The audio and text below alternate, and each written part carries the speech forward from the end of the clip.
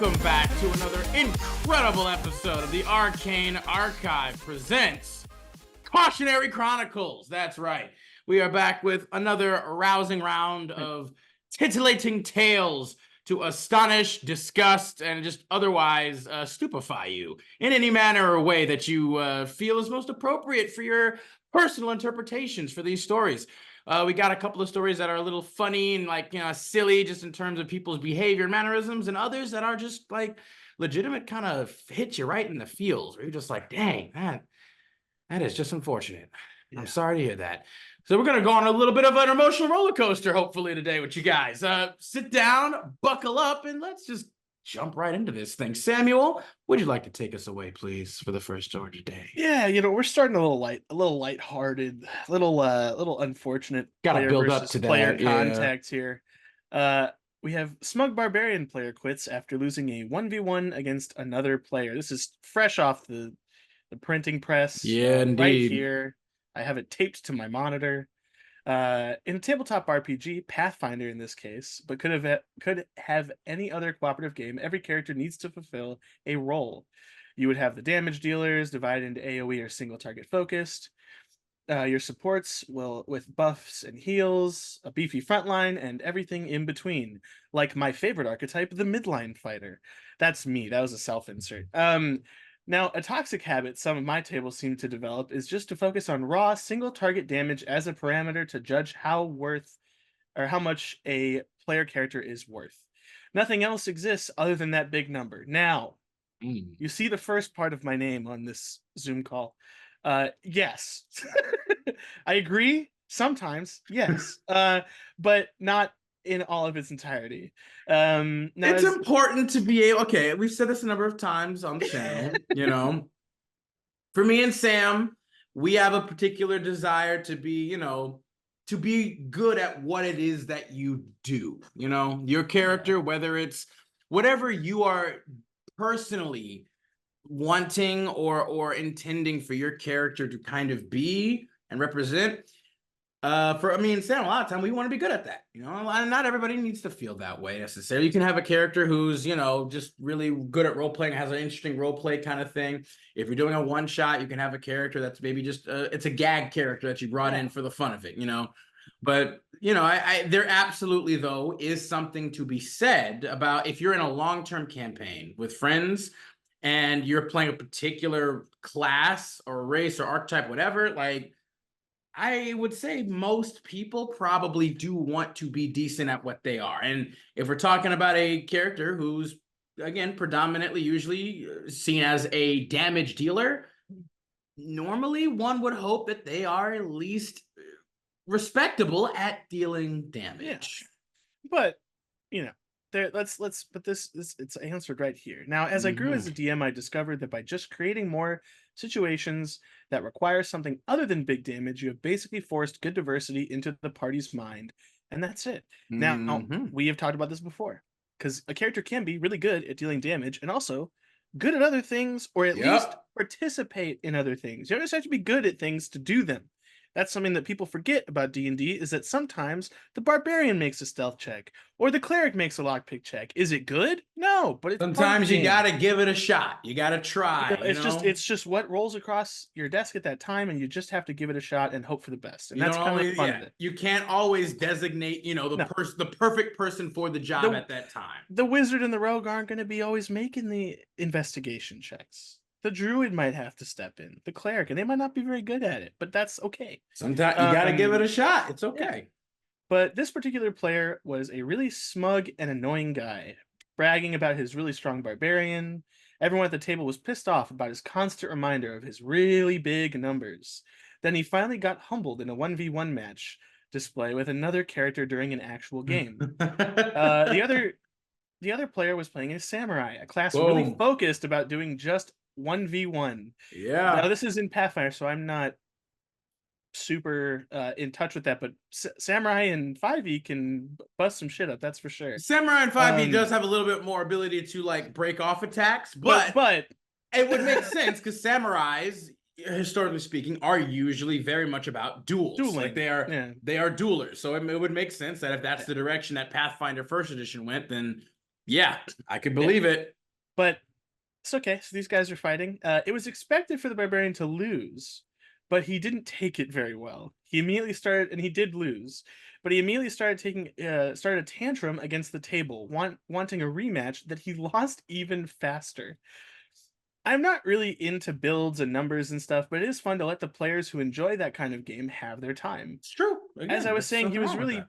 yeah, he was really pissed at the table, and the table was making fun of him for his defeat. Oh, He quit the okay. table, quit the campaign, and forced us to restart another campaign. Just write him out. I was gonna say, I don't know why you have This to restart the campaign. the But story took place many years ago, and I hope that this could just help you imagine the horrors of what would come out of this kind of a party. The entire campaign destroyed because of this bullshit.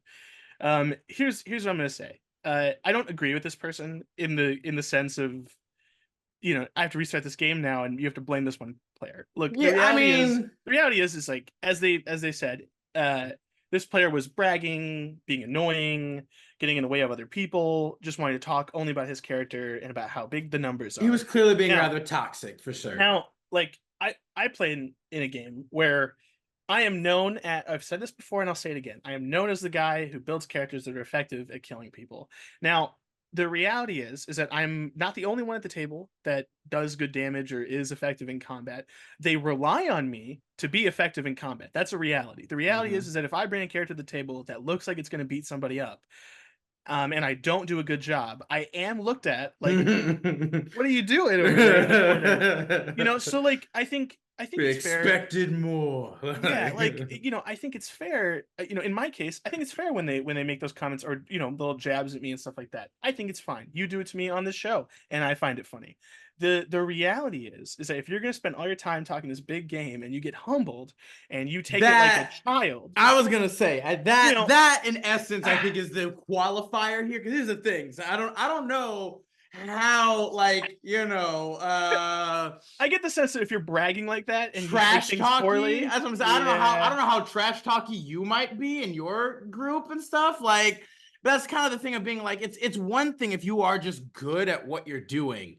And oh yeah, obviously I don't trash talk. there is going to be like and I know that's what I'm saying. Like, I've never known you to be one that does such, but that's what I'm saying in terms of, like, if you are just someone who is known to usually be rather effective at damage or support, healing, whatever it is, and it's like, yeah, you end up kind of falling short of like your normal efficiency, or the expectation of just, some people would just be like, what happened over there, like, but it's also not really a thing where you have to start razzing somebody over the moment that they're not able to, like, maybe stack up to what they have previously been able to accomplish per se, unless but it's a completely other matter entirely when this dude is literally sitting here, like, bragging, pantomiming, and, like, essentially giving himself a handy about his freaking, Yeah, his it's a little. character's big uber numbers. Like, Yeah, oh, it's a little bit of look how self-service. big my numbers are. Oh, Yeah. look at it, so girthy and long. Yeah, Like, I don't think we need the hand it's just signals. like, I mean, I think it's absolutely necessary. You got to be able to showcase again. Improv. It's all Mhm. about object work, Sam. All about object work. But that being the case, though, it's like when somebody does some stuff like that, and then they get just markedly humbled. That is something else. And we're just like, what? Wait a minute. What happened to those big numbers? Oh no. What? The numbers were only maybe average to maybe even less than average. Dang. Like, if you are actually good at what you do, there's no reason for you to brag about it. And, to be fair, if you do brag about it and you are good about it, it's like, I can also, at least, I might not necessarily like that or agree with that, but at the very least, I can respect it being like, you know what? He's being kind of a douche about it. He's bragging, Yeah. but if he's good, he's good. If it's undeniable that he knows what he's doing, then that's that. But clearly here, it seems like he did not know exactly what he thought he did. No. And you know I, what? I do love the you can't take what you give I mean, that's scenario. that's what I'm always saying. It's like, yo, if you're gonna dish this shit out, then you better be ready to freaking take it. I don't care what it is, who you are, where you are, any whatever. Like, you gotta be ready to take what you dish out. You gotta be able to take your own medicine, man. That is just how I feel personally about life in general. But it's also a thing too where I will say, for the OP and the GM, like, it's like, he already said that they kind of fostered a bit of a toxic habit at their tables, a few of them, where it was just basically like they did prize, just raw straight up damage a lot of the time. And they seem to have learned and grew out of that, which is great. And I absolutely more power to you. I'm super happy to hear it. But it also maybe again it's not illogical or unfair for that player maybe to start developing that tendency because of those more toxic kind of aspects for how they initially did it. Yeah. And then on top of the fact where it's just like, okay, yeah, he got his ass beat twice, which is great. He's got I think some that's egg the on part his that gets face. me is like you were so confident you lost and then lost a second time. And then he threw a tantrum, got angry and then he lost that one even worse than the first. And it's like, okay, at that point, sure, if he wants to leave because his ego and shit was so fragile that he couldn't take that, he couldn't be humbled, he couldn't take some dirt to the eye, then that honestly fine. Probably all the better for your campaign, which is why I don't understand why you felt like you had to just end the entire campaign because that one player left, even though they were already kind of toxic and annoying, and your game probably would have just been markedly better without them. I don't really see the connection there. And I will admit, it seems like there is this is a bit of a streamlined post, where they don't really highlight a lot more of the specific stuff, except for this one thing. They don't really even highlight the specific tantrum or anything. They're just like, yeah, nope, he was like this and it was annoying and da-da-da-da, but then he got his ass whooped and he was like this and then he left and then we stopped. And it's like, okay. Yeah, I think there's something to be learned here, and that's if you have someone leave a game, you don't have to just dumpster it. No. I also get that same thing with a lot of GMs are also like, if one player can't make the session multiple times, they're like, well, we'll just keep pushing it back until they can get here. And it's like, okay, look, if it's one time or even whatever, where they're just like, hey, I'm sorry, I can't make it. It's like, yeah, you know what? We can postpone it and push it back. But if it's a consistent thing that keeps happening, it's at some point, you gotta kind of just suck it up and either get another player or something to offset if it's a numbers issue you have, or to be this person for whatever reason, whether it's life is getting in the way or they are just not giving enough real what's the word I'm looking for? What's the word, Sam, when you have to when you're priority? They're not giving enough priority to this. If that is the case, then just especially if even that player themselves is even just like, hey, just please play without me. Go ahead, you can do what you want to do. That's how I feel. It's like, if I have to miss a session, that sucks, but I never want to stop any of my fellow players or GM from being able to play just because I can't make it. I'm always of a mind of hey, if I can't make it, feel free to play without me or to, whatever. Please don't feel like you need to wait for me because I don't want to try to deprive you guys of that.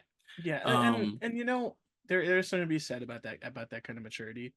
We don't see it a lot in these kinds of stories, but there's something is respecting the time of the people that you play with, and sometimes if you feel like you can't get there on time or stay focused or pay attention or really be there for the people that you're playing with and they're all there consistently, it might be a sign that you yourself have to take that step back in that high road of being like, hey, this is something I want to do at some point. I can't really do it right now, but if I can come back at a later date. I've done it myself multiple times. I think it's the best way to handle a situation like that without just making everyone feel sour about it.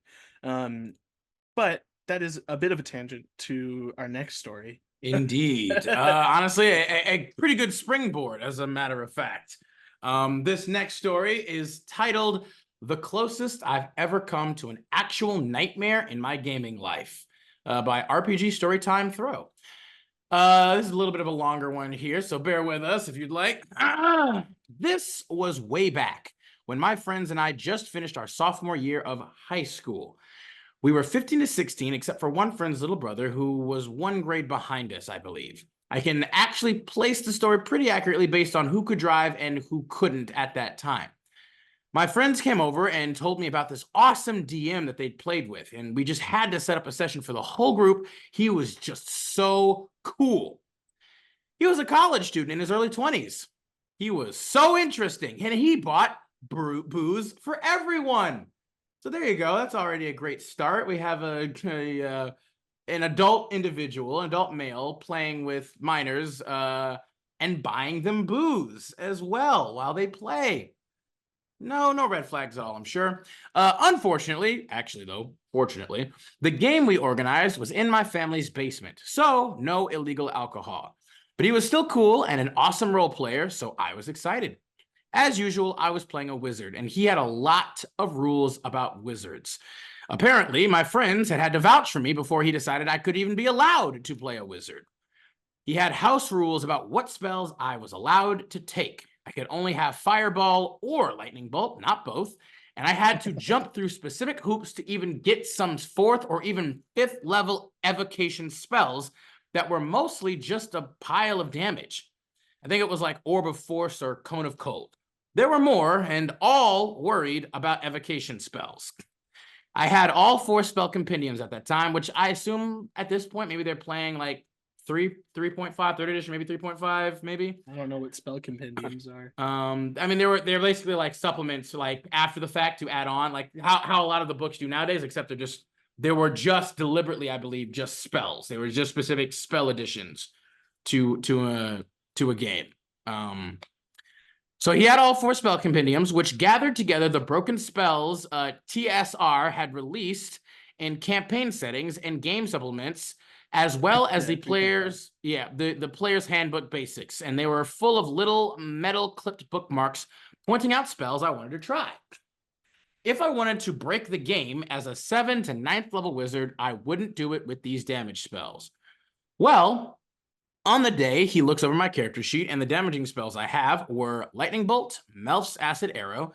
Some were 2nd level spells that turned my arm into a snake, and I think Chromatic Orb. He looks at me in disappointment and says, "I thought you knew how to play a wizard," in this incredulous tone. Apparently, only a fool would take Lightning Bolt over Fireball. My usual DM, however, liked short, narrow corridors, and I also liked bouncing Lightning Bolt off walls and enveloping my party in less, I don't know, literal friendly fire? Utility spells on top of that. What the heck is that? Do they do any damage? If they don't do damage, they seem completely useless. And apparently, I didn't know what I was doing at all. Then we finally started to actually play the game and role play.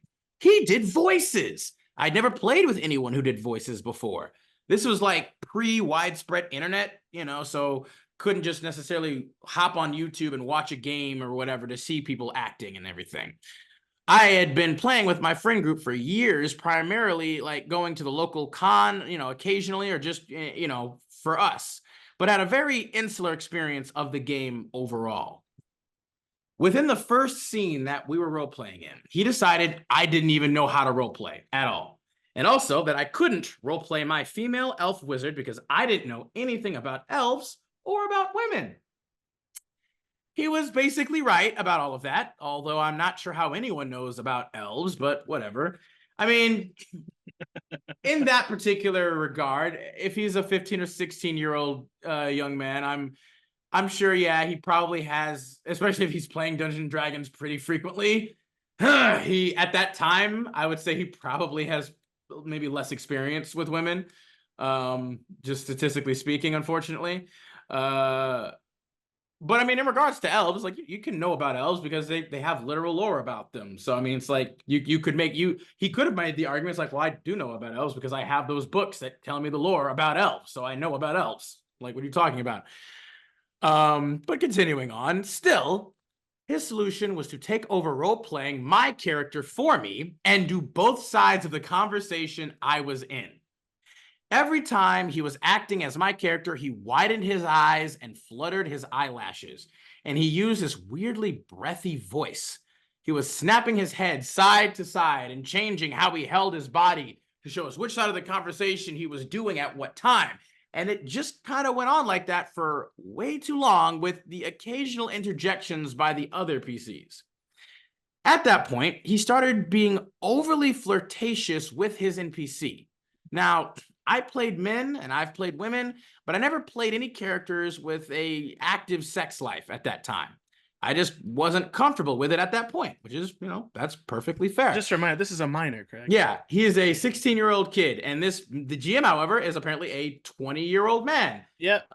So this guy was acting as my voice in the game world and doing things like thrusting his chest out and miming how he's leaning into this noble to show off his cleavage. It was incredibly uncomfortable. Yeah, okay, like I said, I get it. Like, there are some characters that can do that, but I would just like to point out, I think one of the most blaring issues here is this is not an NPC he's controlling. This is the OP's player character. And he's literally taking his character, role-playing him for him, and then choosing to make them start to act a little bit more, sexually inclined, which, if OP wanted to do that, that's one thing. Like, I'm not going to say there's anything objectively wrong about that, because it's your character. You can portray them how you want. There's certain aspects of that could be considered, but you know what? To be fair, it's, you can play your character how you want to play them. But that being the case, definitely not you have to play your character the way the GM plays them scenario ever. Beyond that, however, I remembered specifically being angry at how dumb he played her. She was literally inhumanly intelligent, and I'd chosen some odd subrace of elf just to cheese my intelligence up to a 19. My group were all invertebrate stat sheets, and this was before I discovered shame. His vision of her seemed not to have a thought in her head. I mean, maybe he was trying to play her as like a secret schemer who's just pretending to play dumb and whatever. But whatever secret plot she might have been hatching, he never mentioned any of them to me. She just flirted, asked for the information he wanted to give us, and left it at that. Apparently, this is what I didn't know about women, because weirdly enough, my mother is in the National Academy of Sciences. So one thing I did know for sure about women is that if women are intelligent, then they are just intelligent. And honestly, I'd like to say that we kicked him out and right then and there, and we got on with our lives and whatever, but no, we stayed and continued to finish the entire session. The role-playing stuff felt beyond me to criticize. I mean, this guy was literally acting, he was moving his body and changing his voice to evoke a character's emotions. And, sure, it was uncomfortably sexual, but he was an adult. And I just thought that this was how cool college kids did role-playing, probably. Sure, he completely sidelined me from the game, but he was teaching me how I should be gaming. He was helping me to be a better player. The only criticism that we ever really did speak aloud was how he'd attempt to trash my knowledge of wizarding and rules. I remember being happy that my friends were offended on my behalf over that. They spent a lot of time picking on, or the GM spent a lot of time picking on me. However, my friends always seemed to have faith in my competence in this particular thing, if nothing else. And that was enough for us to decide to never game with him again at that point. Looking back from an adult's perspective, I think he felt threatened by the trust the rest of my group had in my rules knowledge. And I had that, very specific and minor kind of nerd cred at that point. And, he wanted to show me up. So that's how my penchant for rules lawyer power gaming saved my group from a creep, and likely from some drunk driving we'd kept hanging out with him. There you go. Right there. It's right there. So wait, there. Did he have his own character? Or... Nope, he did not. He didn't even have a DM NPC. He was literally just a GM who targeted this OP, I guess, and just hijacked his character. Yeah, that's weird. I wouldn't have as much of a problem with it if he had his own DM NPC that was acting like that, but also it's still weird because minors. It's still weird because minor. Like, again, you know what? And the fact he's getting them booze illegally. This guy sounds like people that I knew in my junior and senior year of high school who graduated from high school, went to the local community college, but never really left high school. Like, that was the best time of their life. No, he's like Van Wilder, Well, what's weird though is that usually those types aren't into this. So that makes it even weirder, because not only is he romanticizing being younger in a weird way, but it's also connected to a hobby that I don't know how high school was for you, Adam, or anyone else that's listening to this. This was not a widely accepted thing when we were in school. In fact, the only time I played it when I was in school was with other more nerdy people than me or Yep. stoners. So like, Well, I mean, this wasn't. that's This what we're isn't. saying. You know, it wasn't a. This That's what is we're really saying. Like weird. again, this he's right about the fact that maybe OP at that time didn't really know much about women, really, because, or at least in the regard that But like, he's obviously but saying. that's a But weird way to put that, because like, I mean, you here's what do I'm thinking, you do right? know about women. You've met people who are female or female presenting, and they are just normal people, because that's how But that's people the work. thing, though. He was referring to them, and obviously the only way that I think this freaking goober possibly could have, and obviously in the sexual manner, because I'm sure, quite frankly, he didn't know anything about women either. No. I would not be surprised at that point, and I normally don't like this particular like thing, but like I wouldn't be surprised if he was a virgin at that point. Right, like I don't really think it's not a bad thing to be a virgin, like later on in life per se, depending on like the reason. It's not automatically a derogatory thing. A lot of time people want to try and use it as that, and it's not. But in this particular case, though, I mean, it can be. I mean, it like what I'm saying, it can be, but a lot of people try to use it too much. Like that's not something that should be like an automatic thing that people should feel ashamed about, right? So much of that is like people, they try to make people feel ashamed about it. No, it's like, look, you should never feel ashamed, but there is an understanding that you don't have because you have not had an experience. Exactly that, or a lot of people also can subscribe it like, okay, if you've never been with a person up to this point, then a lot of people like to ask like, okay, well, what's wrong with you then, or like what's going on with you? Like that's how a lot of the ways that people like to kind of like attribute that. I'm sure that there are some examples of people who genuinely do have something wrong with them. Like this guy. I think this dude has an issue, and I think his idea of how women are supposed to act in fantasy settings and maybe in general is a little bit skewed. For whatever reason, it gives me incel vibes, because he, as I'm saying, I think he might be a bit of a nice guy, is what I think it is. Like I think he's a bit of a nice guy. I don't know if he's an incel quite yet. I'm gonna say incel. But okay, well, he hasn't gotten that far though yet. He was making her out to be more sexually promiscuous and stuff, but he didn't like outright basically be like, women are like, it's like, I think it was more nice guy where he's just like, Adam. Women should be this way. You know? I have a question for you. Maybe in the 80s or the 90s, providing alcohol to minors was a cool hip thing you could do. Oh, it definitely was considered, at least for high school people. When was the last time you met someone of college age, like when we were in high school? Did you ever meet somebody that was slightly older that could buy you things like alcohol and wasn't a fucking weirdo? Because I didn't. I met someone who could buy me cigarettes, who was a really cool guy. He ended up getting arrested for drug paraphernalia, but cool dude, didn't really care. He was just kind of out here vibing, playing his guitar. I've never met someone who's like, I could buy you booze, and wasn't a complete weirdo. And like, I'm not saying weirdo in the sense that it's bad, but like poorly adjusted. Well, yeah, sure. I mean, like, here's the reality. Wrong with like how you're looking at people younger than you, because you're now an adult. Well, here's the reality, right?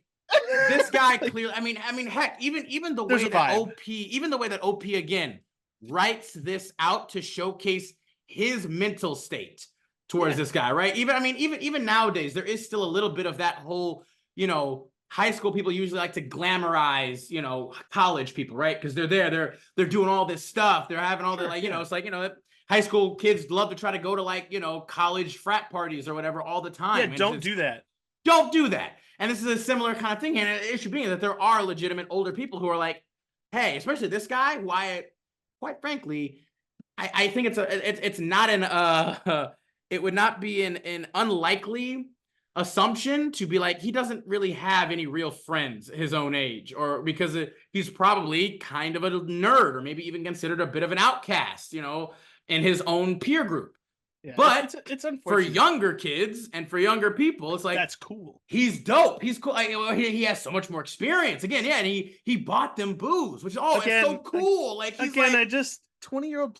And he's acting, he's being all like animated, and he's providing a thing that they're like, they like this game. They've done this. They are into this stuff. And he is providing such an experience that they've never had. Like, they are now idolizing him. And that obviously is going to be like probably crack for a guy who is probably, in regards to, again, his own peer His group, own peer group is not a bit of highly... maybe a bit of an outcast or a pariah, It maybe, definitely or it you gives know. me... So I don't think it's we have to not go like it's as not far like as it's not under. pariah. I mean, that's what I'm saying. Again, Yeah. it's that. I mean, it might be a bit of an exaggeration, but I'm simply saying we don't know the exact extent of his social connections outside of this game. But the fact that he's doing this, the fact that he's like getting so into it, and he's like, like again, at their house, it would be like, one. dude. Yeah, that's what I'm saying. It would be one thing. Like maybe we even have a comment down below, right? Yeah, where this guy is like, when I was a college student, I did run some games for high school age teens. However, I never went to any of their houses, and I for sure would never even thought to buy booze for them. We gamed at our FLGS. Anything else would have felt wildly creepy and have too much potential for trouble, in my opinion. So it's like, that's the thing, yeah. It is not necessarily an uncommon or an unokay thing for college-age people to run games for high school or even younger, even for kids, right? You could have that. It's fine. It's but there is a very and specific kind of there's line. Lines. There are very specific lines that should not be crossed in any regard. Yeah. Like you should do it in a public place, and you should absolutely not have any overt sexual like connotations involved. Like, oh, it's I mean, look, I'm gonna say this, and correct me if I'm going off the rails here at all. The reality is like if you are over the age of 18, don't hang out with people younger than that. I would understand if this was like a 21-year-old hanging out with like 18 and 19-year-olds, right? We all have friends that we made in high school or outside of high school that were like slightly younger than us. I have friends to this day. I mean, I was going to say, like, yeah, like when some people are 18 and still in high school just based off of the, When I turned 21, I was not in college, but I had friends who were in college or of that age, and we would hang out, and like I became the guy, like let's get beer, and I'd get beer, and whatever legality it is, there's no proof of it, so fuck you, police. But it doesn't matter. The reality statute of limitations probably long gone, like whatever, and there's no proof, so yeah, it's whatever. But like it's one of those things. Like it's okay, you sneak a beer to your younger cousin who's like 17, stuff like that. Like that's family. That's people that's people that there's a boundary. Even certain family or parents allow like a glass of wine maybe or something. There's boundaries and things of that nature. Like and you know what? If OP was like we were 18, 19, right? These are adults who can make their own decision legally in the government that is here. In our governing body. Yeah. You're 16. Like y'all can just now get your license. Like no offense to anybody who maybe doesn't fit in with social groups their own age, and like it may not be a predatory relationship or a bad relationship, but like the reality is it might not be intentionally like that, personally, I don't think this person was necessarily looking to do anything harmful to people younger than him. I think this person was just in an unfortunate situation where the people their own age didn't get along with them. That's what I'm saying. I think he may have been a bit, Yeah, we've seen this before, and like it's like I get it. It's hard. Social stuff is hard. But please, to anyone who sees this, like if you're older than a certain age, please try to keep the people that you interact with to that age, especially in a case of you're drinking, you're playing. There always needs to be very clear boundaries. Like there should always just be very clear boundaries. Like there shouldn't be like in a game for kids. There is no sexual stuff in a game for kids. If I were to go to my local library and I said, "Hey, I want to run D&D games for people," and they said, "Well, what kind of age range are you looking for?" And I was like, if I said, "Well, I would accept like teenagers or people that are interested in the hobby that are growing up and they want to try it for the first time," that game that I run is going to be so intrinsically different than a game I run with my friends. The themes, words used, anything, literally anything, everything's gonna be different. It's gonna be more of like I guess it's not a beer and pretzels, it'd be like a soda and pretzels game where it's lighthearted, it's fun. Yeah, you're not nearly trying to like evoke any specific kind of emotional responses necessarily. The village. Oh no, the village is on fire, but all the people are safe. Like it's stuff like that where you're like, I'm not going to bring in these dark topics to children. Albeit like I think a 16-year-old could handle. Yeah, we learned it in history class. But like the reality is like there's hard lines. And if you're someone who's younger who wants to get into this hobby, Please stay far away from adults who are trying to get into your personal space to do this hobby. Go to a game store. Go to a public place. Go to you know what? I work at a cocktail bar. They run D&D every Wednesday, the first of the month, with like paid DMs and stuff like that. Like, I'm not saying go to a cocktail bar, but there's places now that offer these kinds of Yeah, events these kinds of for people. Like, it's services, and not it's way more regular now than it was when we were growing up, where there wasn't an outward support of this kind of hobby. I mean, well, that's what I'm Um, saying. Like in this particular instance, to be fair, it's like, yeah, this back then, if we're talking about like 3.5, third edition, like yeah, there's nothing. there was not. It was primarily just like your every once in a while game store or whatever that you could go to, or you just you had to find either like there's like clubs, there were like clubs you could maybe do it at school every now and then, but Start even your then own. they weren't really that Yeah. prolific, and so it was like obviously it probably did make sense to be like we'll just do it at our house, at our place, and so but again.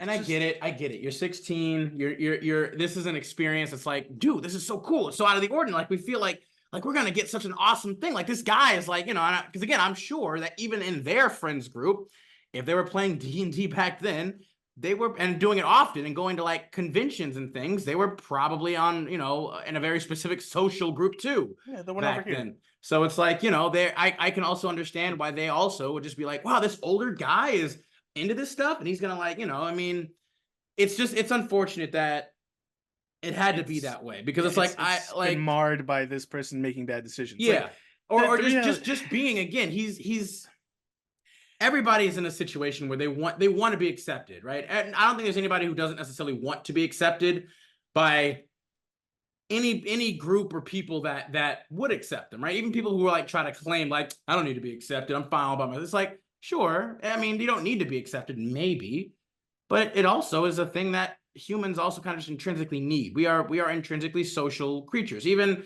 those of us who are exceedingly introverted, we still are social. We still require some kind of social interaction. And so it is unfortunate where you have a thing where a lot of the times people can just be iced out and just social outcasts and they latch on to even the slightest thing even though it's not healthy. Like I don't think, and I would go on to say, I don't know for certain, but I would go on to say that I think maybe even the reason that this dude bought booze for them was to further try to ingratiate himself, to make himself seem cooler and more interesting. And that also might coincide with what the OP says at the end about being like, the guy maybe felt threatened by the trust the rest of the group had in OP's, knowledge of the game and the rules.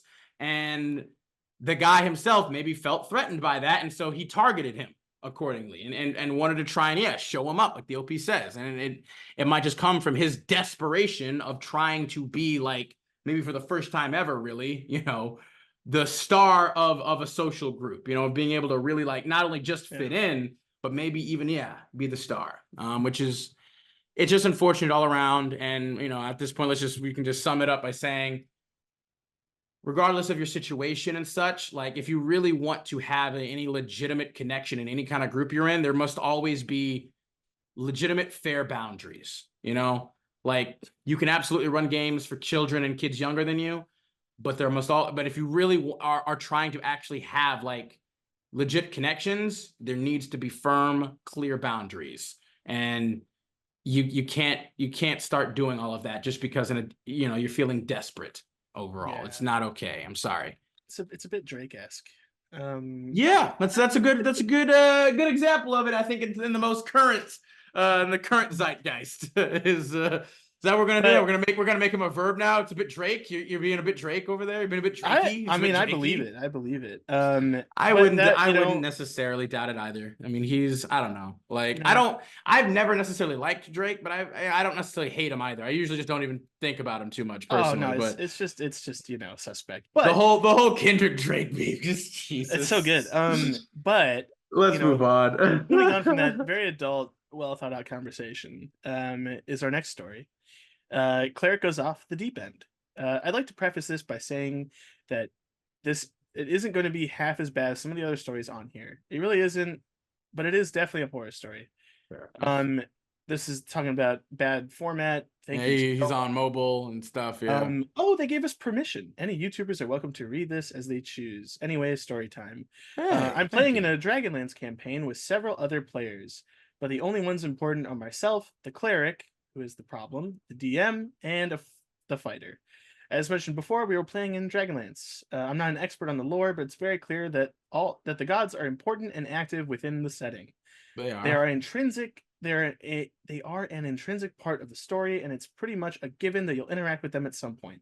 On top of that, the DM had made it abundantly clear that they have no interest in running a party of anything other than good aligned characters due to bad experiences in the past. Good boundaries. We I love was it. gonna say it's not unfair. That is not No, an unfair thing to I have. probably wouldn't be allowed at their Stipulation. table. That's all I have to know. You don't get to have look, you can still make a neutral good character, Sam, I know, okay? I can. You don't have to be I I would am even say he might even capable. let true neutral. If you let true neutral, but the chaotic Adam, neutral then starts to Adam, I get. told you about the character that was a good person and died, and I will Here's never the make a issue. good A lot person. of people like to try to pretend like chaotic neutral is basically still chaotic evil. No, Like it's I not don't do chaotic evil. that. A I'm lot of not that bad. people, I even played with people who are Um, literally like, yeah, no, they're chaotic neutral. Meanwhile, they're literally like stealing from just random people yeah, that let us into their home, or like, yeah. just killing or murdering people. And No, it's like, I what? That is not neutral. I've had the chaotic stupid thing thrown at me before. It did not stick because I'm not an asshole. But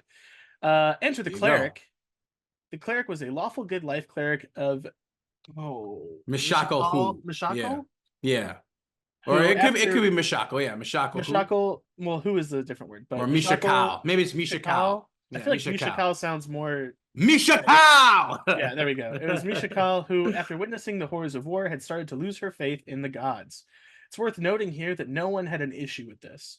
A cleric going through a crisis of faith is a very cool story beat. Yeah. Anyway, at first, the cleric was just a cynic who would occasionally do something brutal or questionable for the sake of the greater good. The cleric's roleplay was very enjoyable, and it led to a lot of good character interactions. The cracks started to form quickly. I like this. I love a distressed, faith-shaken cleric. It's a great Yeah, trope. absolutely. Early on, cleric took. An out of character Oh, moment. sorry. Comments, yeah. An out of character comment. Jesus. Okay, early on, cleric took an out-of-character comment meant to explain an in-character attitude from the fighter as a personal attack against her. Instead of talking things out with the fighter, she went straight to the DM. Normally, I'd understand this, but the comment was literally referring to how his character wouldn't respect a marriage of convenience because it went against his values. Okay, we're taking personal things. Yeah, this is getting yeah, As okay. All as right. time went on, the cleric's lack of communication led to more and more issues. Recently, they sold Oh, all their diamonds and God, spell that is components for revival spells because they were upset at the party for not paying them back. The issue? They never asked. The party isn't stingy at all. On multiple occasions, they pitched in to help me buy spell scrolls. I'm playing a wizard, and vice versa. Finally, the cleric's attitude toward the gods and metallic dragons was incredibly negative, both in and out of game. She saw the metallic dragons as negligent and worthless for not participating in the war, and she saw the gods as apathetic and sociopathic. As far as this goes, it was fine to have these thoughts in game, but she also had these thoughts outside of game, and it was leading to a lot of conflicts. For one, every time the DM would have a god interact with the party, the cleric would come away with a negative interpretation, both in and out of game, even if the god in question blessed us. The DM even had Mishakal herself appear before the cleric in one of her churches. She was there to help the sick and apologized for her failings. A literal god begged the cleric for forgiveness, and the cleric walked away with another negative impression. As for the How, metallic dragons, their children had been kidnapped, and if they were to act, the children would have been killed. The cleric couldn't understand why parents wouldn't want to antagonize the people holding their children captive. This accumulated in the cleric wanting to use a curse of undying to turn all the metallic dragons into rust dragons for not wanting to get their children killed. Quick sidebar. Huh? I don't understand. Like So again, when I first read this, my thought was this person doesn't want to play D&D. I mean that's or Because this why? is Like, not the type of D&D. Like, because again, for some but no, I that's why it's so negative. okay, no. For me, what it's weird. For me, what this kind of speaks to is like it seems almost like she's an atheist in real life, and she's projecting that into her character as a cleric of all things to basically then justify like, well, my cleric hates all the gods because of all the war and all, like, because she believes maybe, like, again, if the gods were so powerful and are so powerful, why don't they just, you know, make everything good and just and great all the time? Well, because there are also evil gods, for one. They can't just make everything all good and great all the time, because evil gods usually try to make things bad, terrible, and, you know, not great a lot of the time. I'm gonna say this, Adam. But like, I'm gonna reveal a bit about myself here. I am as ironically as it sounds, a devout atheist. One of my favorite things to do in D&D is to play characters connected to the gods. Now, here's the lowdown. It's great. It is a way to incorporate belief and hope and otherworldly interference in a character's story. And I'm not talking about just clerics or paladins. I'm talking warlocks. I'm talking barbarians that pray. I'm talking fighters that pray. Anyone can have a relationship with a god in a fantasy universe where the gods have a literal structured pantheon and direct things that they interact with on the material plane, as like said in the lore of the setting that you're playing in. I never understood people's weird atheistic bullshit rants of like, I don't believe in them. Like, it's a game. Like, did you play Skyrim and just not use any of the magic or shouts or anything? Because all of those have to do with their gods as well. Which is fine, I guess, if you just want to play a dude who swings a sword. But like, I don't know. It seems weird that you choose a game like D&D to be an atheist. Well, not even just that, but also you're playing a cleric. Well, that too. But like, go play Call of Cthulhu, where your belief in God doesn't matter. I mean, it's just, I mean, well, there are any things that it's just like, I mean, I have literally even read a story before where a dude was playing the game D&D and or it was either D&D or it was Warhammer 40K, and this dude was you mean like, another setting where the gods really matter? Always constantly involved directly with everything. Yeah, specifically the gods of chaos. I mean, usually gods, but also, I mean, even like the so-called, like, you know, God King of, you know, humanity. Even him, but yeah, even the chaos gods are very much, you know, involved. But even then, even with that, dude literally was just like, yeah, no, gods don't, like, he wanted to play an atheist character in the game where they didn't believe in gods, even though it's like, But they're there though. It's not like it's like a particular interpretation or there's any kind of room for misinterpretation, or like, they are present. They're there. They show themselves. They interact like this. They're like you are with me right now. They are there. Like, you can't deny that. But it's like, I don't know. Again, to be fair, in this particular story, that is just an assertion on my part where like it comes across with just for some reason her wanting to keep this undying hatred for any beings that she feels are like divine or demi-divine. Like, because again, metallic dragons as well, they are exceedingly powerful creatures, basically almost up there with gods in a lot of ways. And so it's just like, but you know what? Your hot take of metallic dragons could be that they're sociopathic, because they are a bit.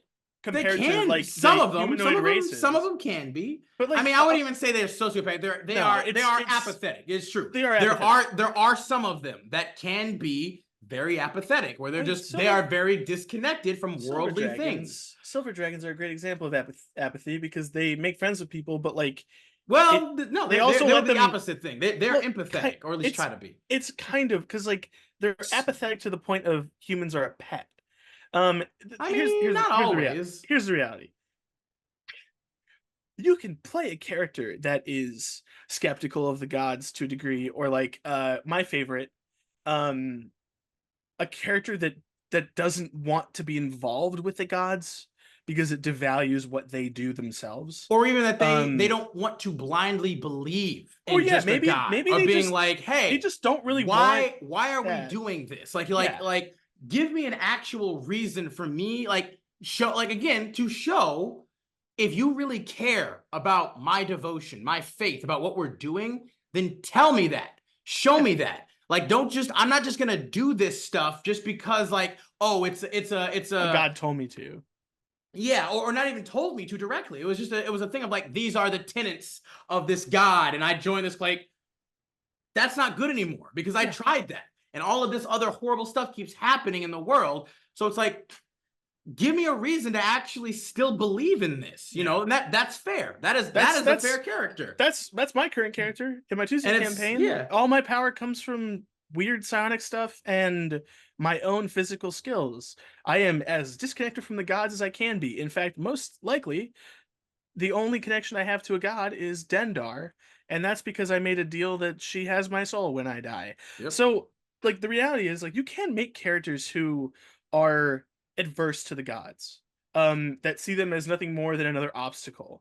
But the reality is, you can't deny existence, or you can't just keep hating them for no goddamn reason. That's the reality, right? Like, because so you play a character who hates the gods, right? And then you're in a party, and someone's like, "Well, we need a healer, so I'm going to play a cleric, or even a druid, because technically, druids use divine magic." Here's the reality, right? You can't. It doesn't make sense to be that combative. You can have a character that doesn't want to be involved with the gods, doesn't hold them to the highest standard, doesn't really need to be a part of a faith or a congregation or some sort of organized anything. And that's perfectly fine. You can't then in turn look at other people in your party or characters in the game and just completely denounce them on the basis that they don't feel the same way as you.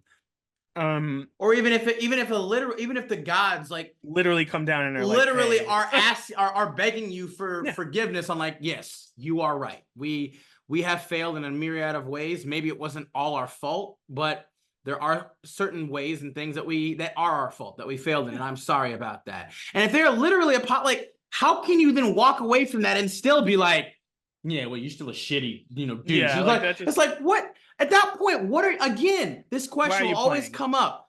What is the purpose for your character to be like that? Where are you trying to take your character at that point? What are you trying to do with that? Again, at that point, it feels more like it is a you thing. It is an out of game. That's 100%. That you are imposing and projecting here. So it's like, what is going on here? But anyway, let's continue and finish this off. We finished back with the cleric wanting to curse the dragons. Yeah. Which is super shitty. For not wanting to get their children killed. Yeah. And then we move on to this. This all brings us to last night. Okay. Yeah. The discussion was between myself, the DM, the fighter, and the cleric. Me and the fighter were invited because the DM didn't want to be alone with the cleric. That's not a good. Yeah. That's not a good sign. Well, it is a good sign in terms of like, hey, if there's issues and you need to talk about it, it's good to have multiple people. The DM witnesses. Made a good call. Yeah. The DM made a great call. But if the DM is so uncomfortable with this person, that's just not a good sign. No. This is because the DM had actually been having conversations with the cleric after every single session to try and work with her character and just wasn't getting anywhere. This is what I'm saying. The discussion started off civil enough, and I was initially arguing the cleric's side. The DM wanted to retire the character, while the fighter and I were advocating for a change of class or change of deity. In the end, there were three solutions: making a new character, changing classes, and upholding the cleric's personal ideals, or reconciling with their religion or taking up a new one. The cleric had other ideas. Of course. It was like talking to a wall. The cleric took everything we said and just ignored it. They kept asking the DM loaded questions like, and this is peak gaslighting, are you going to keep playing the gods as apathetic and sociopathic as you have been? And are you going to keep playing the dragons as manipulative and apathetic as you have been? They eventually settled on becoming a paladin of vengeance. Oh, God, no. But when asked what they would swear vengeance against, the cleric said, the gods. They're like, yeah, why? Why? After that point, things got really crazy. This all happened last night, and the thing that's at the forefront of my mind was her pulling up a specific serial killer to support her position that the metallic dragons should have gotten invoked in the war anyway, even if it meant their children would be killed. Oh, involved, not invoked. Sorry. I mean, it's still something. Yeah, they should have been. It was really wild. I would go into more detail, but character limit. I'm more than happy to answer questions in the comments. Eventually, the cleric just left after having a bit of a fit. I also discovered a string of Reddit posts that they've made regarding the campaign and how horrible it was. I read all of them, and I have to say, yikes. It really reads like a cleric had an entirely separate perception of reality. The TLDR, a calm discussion about a character clashing with the story, devolved into a wild discussion about serial killers, the futility of religion, and war crimes. Now, the key, I think, to bring away from this is that this person definitely brought everything that happened at the table to the real world. in the outside reality, and this sounds like a maladjusted individual to modern day. Now, I feel for this person in some sense of having to bring this kind of clash and this kind of feeling out of the game and into their life, because that's never what we want for anyone. Um, but as we previously stated, it doesn't sound like this person wanted to be collaborative or work with anyone else or actually play a D&D character that wanted to be in a D&D campaign. I mean, Because, like, no offense, why are you building this character to be in Dragonlance? You know, I'd get it in Forgotten Realms. I'd get it in a homebrew setting if the gods weren't as involved. But Dragonlance in is Forgotten notorious. Realms, so gods are involved very but- much in Forgotten Realms too. Like, yay and nay depending on the story you run, but like Dragonlance is like dragons and gods. That's what we do. yeah. And I still have to read the books. I have it. I need to read it. But Dragonlance, yes, has always been historically intrinsic, because again, literally the dragons are so tied to the primary gods being, you know, Tiamat, technically, and Bahamut, although that's not actually what they're called. They're what is her name in freaking Dragonlance? What, Cathesis or something? I forget no Tiamat's name. I'll find out if I read eventually. But yeah, but it's like it seems like a bad fit, and then this person took everything. This person was a bad fit, and then took everything personal, which we've talked about this before. It's a game, a collaborative game, and a game that you are allowed to have feelings about and feel strongly about what happens at that table. That's her name. But like, I think bringing this so valiantly into the real world is just pointing to being maladjusted. I mean, well, she again, this reads to me like there was something else going on here. Like there was something maybe in her personal life, maybe even between all of them that we don't know about, or maybe the OP didn't know about, or something. Like there is something. Like I would even feel like she had something deliberately against the GM, maybe, because she kept saying, you know, again, she tried to gas them, saying like, are you going to keep playing the gods like like you've been playing them? Are you going to keep doing this because again, at the end of the day, it also is true that the GM himself or themselves, they are the god of this world. Yeah. They are the over god. They control everything. And so it's like, it almost feels like there was something that the player had against the GM personally. Yeah. And it felt very personal and very or very targeted, where it was are like, again gonna it's either that or it's like she has something against even the concept of gods or God in general. Like that's again, it feels as if either one, there was something personal against the actual GM themselves, or two, for some reason, she just finds the very concept of like gods or even higher planar beings or higher whatever beings like anathema or just intrinsically wrong or bad somehow. And that's, again, it's like, and from the only thing that I can really understand here, at least from the OP's initial introduction for the cleric and the cleric's concept, is like, oh, she's seen all of this terrible, horrible war and tragedy and all this stuff. And it's like, she's now, you know, blaming the gods and the dragons and everything for it, that it keeps happening, instead of them getting involved. Because here's the thing, right? Here's the thing. I can also understand that it can get a little aggravating at times, where it is just like, you know, depending on maybe on how the GM presents the story, where it's like, yeah, if gods are involved, they are active. It's like, why aren't they more involved in this thing that's happening? Like, this isn't even like a small war, right? This is something that's like affecting maybe even the entirety of the material plane at this point. They would normally get involved in some capacity as they could with that. Like that is something that they care about, at least usually, some of them do, not all of them, but some of them do. And so they usually would be a little bit more involved, especially as well as dragons or whatever else. And it's like, you know, they either that or they might run away if they feel like they're not powerful enough to really help. But at the same token, too, so I get, depending on how the story is introduced, it can be a little bit difficult to reconcile, like, yeah, why aren't the gods more involved here? Why? Like, because I think we also have said this in a previous video audience on, like, me and Sam are both advocates of, like, GMs. Use gods more. Like, use gods more directly involved with your part. Like, we saw it in Baldur's Gate 3, right? We met a multitude of god-like or even specific god beings in that game directly, right? They can be involved. They are historically known to be very involved in the Forgotten Realms, in Dragonlance. You know, there are plenty of them where you're just like, yeah, you can do that. No, you don't have to be like, well, they can just Deus Ex Machina every single time. But at the same token, it's not necessarily a bad thing to do that sometimes. To be like, hey, if your party is in like a horrendously terrible situation, so it's because again, especially if it's like if you are giving your villains and your bad guys like a lot of like, you know, leeway and power, and like again, we've talked about this before in other videos, so I don't want to do on it too much, but like if you're giving your bad guys a lot of those like special things and everything that they might have, give your good guys some of that too. It doesn't have to just fall entirely on the players, especially if something has happened that is again out of their control to a certain extent, you know, and if it would contribute more to the fun of the game. In this particular sense too, it's like she was not looking for any kind of solution. She wasn't wanting to play the game. She wasn't. There was something personal to her. This was something her as a person she was taking out and she was projecting into the game as her cleric. And again, we don't know. Like, we don't know the backstory. We don't know if there was something between her and the GM. We don't know if she just has an issue with the religion in general, like because of even like what OP says here, and that like religion is futile or whatever. Like, and what she says, like, it's like, you know,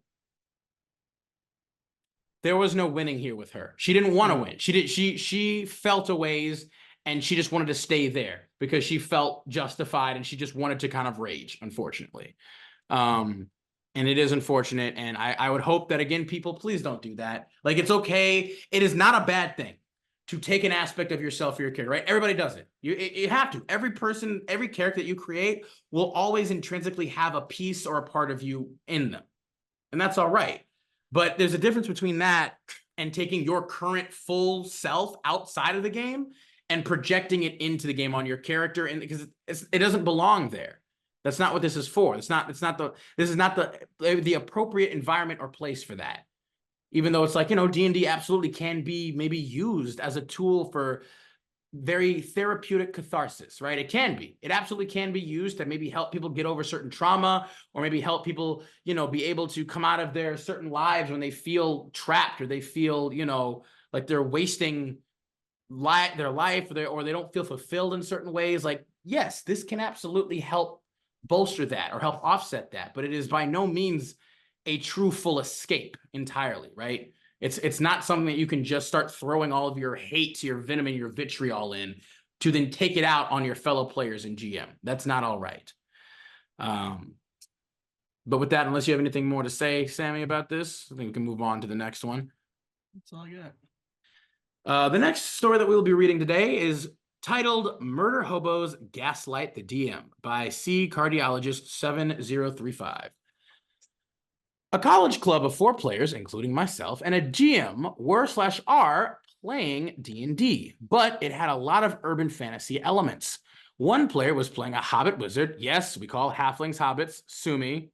This player was very quick to burn, freeze, poison, or impale anyone who mildly inconvenienced him. And unfortunately, as I've come to learn, the GM is just not very confident or assertive. That's going to be a problem. Well, we were playing a murder mystery arc for the last couple of weeks to find a killer to help our ally who was framed for the crime to get out of jail. We decided to investigate by asking the locals of this one neighborhood. The Hobbit wizard decided to go a bit further than the rest of us and start rounding up people he found suspicious, and then using a slew of spells to torture them for information and then rob them after they didn't tell him anything. The ranger of our party, an orc, agreed with Hobbit Wizard's methods and joined him and started flaying people with his dagger. Orc Ranger was kind of an instigator/murder hobo too, and frequently backed up Hobbit and Wizard's antics. Jesus. Okay. The rest of us decided to keep a low profile, knowing these 2 ding-dongs were going to attract police attention, given the fact that they made no attempt to be subtle about what they were doing. We all ended up fleeing the area when a bunch of spell-decked Aasimar cops showed up looking for people fitting our profile. We ended up next session going back to the city's shopping center to regroup and reconsider new leads at a tavern. The DM described the tavern. It was a rustic bar, but with a magical aura with trinkets on the walls. An Azamar cop sneaking in a beer during his break, an elven eldritch cultist, barrels of booze, and then a mix of patrons from all different races. And then there was a middle-aged tiefling barkeep. We talked about a fortune-telling mage downtown who can give us cryptic info on different people for a price. As we all got ready to go, Hobbit Wizard said, "Yo, barkeep, give me a barrel of beer for the road," as he just grabbed the nearest barrel and started rolling it out. The barkeep said, "You didn't pay for that." Hobbit then said, "Put it on my tab." The barkeep said, "That's not how it works. You didn't pay for that. You can't take a whole keg without paying." Hobbit's player then said, "I cast magic missile on the barkeep." I then spoke up and reminded him that there was a cop right there and that he was about to blow his mission. Hobbit then said that he saw the barkeep had a dangerous magic item on the wall and that it is no doubt illegal in this city. DM objected and said that he said these trinkets were not magic items, but then he just looked at Orc Ranger's player and Orc Ranger said, "Yeah, you did, DM. You said magical trinkets, and we all know that means magic items." This is the part where I called him out and said, "No, he did not." And then Hobbit Wizard just said, "You weren't paying attention." Now I roll persuasion to convince the Azamar that the tiefling barkeep is a threat. And I get advantage because Azamar hate tieflings. And before me or the other player who was legitimately not paying attention, I hate that so much, could respond, Orc Ranger and Hobbit Wizard just started attacking the barkeep and his workers, and the DM just kind of let the Azamar cop stay out of it because he did succeed his persuasion roll and everything happened so fast. Like I said, DM was honestly a bit too God. This is the kind of story that makes my skin and my skin crawl and my spine powder with cringe, because it's like this. I don't think there's anything that pisses me off more than shit like this happening, where there is like some actual bull effing effery going on.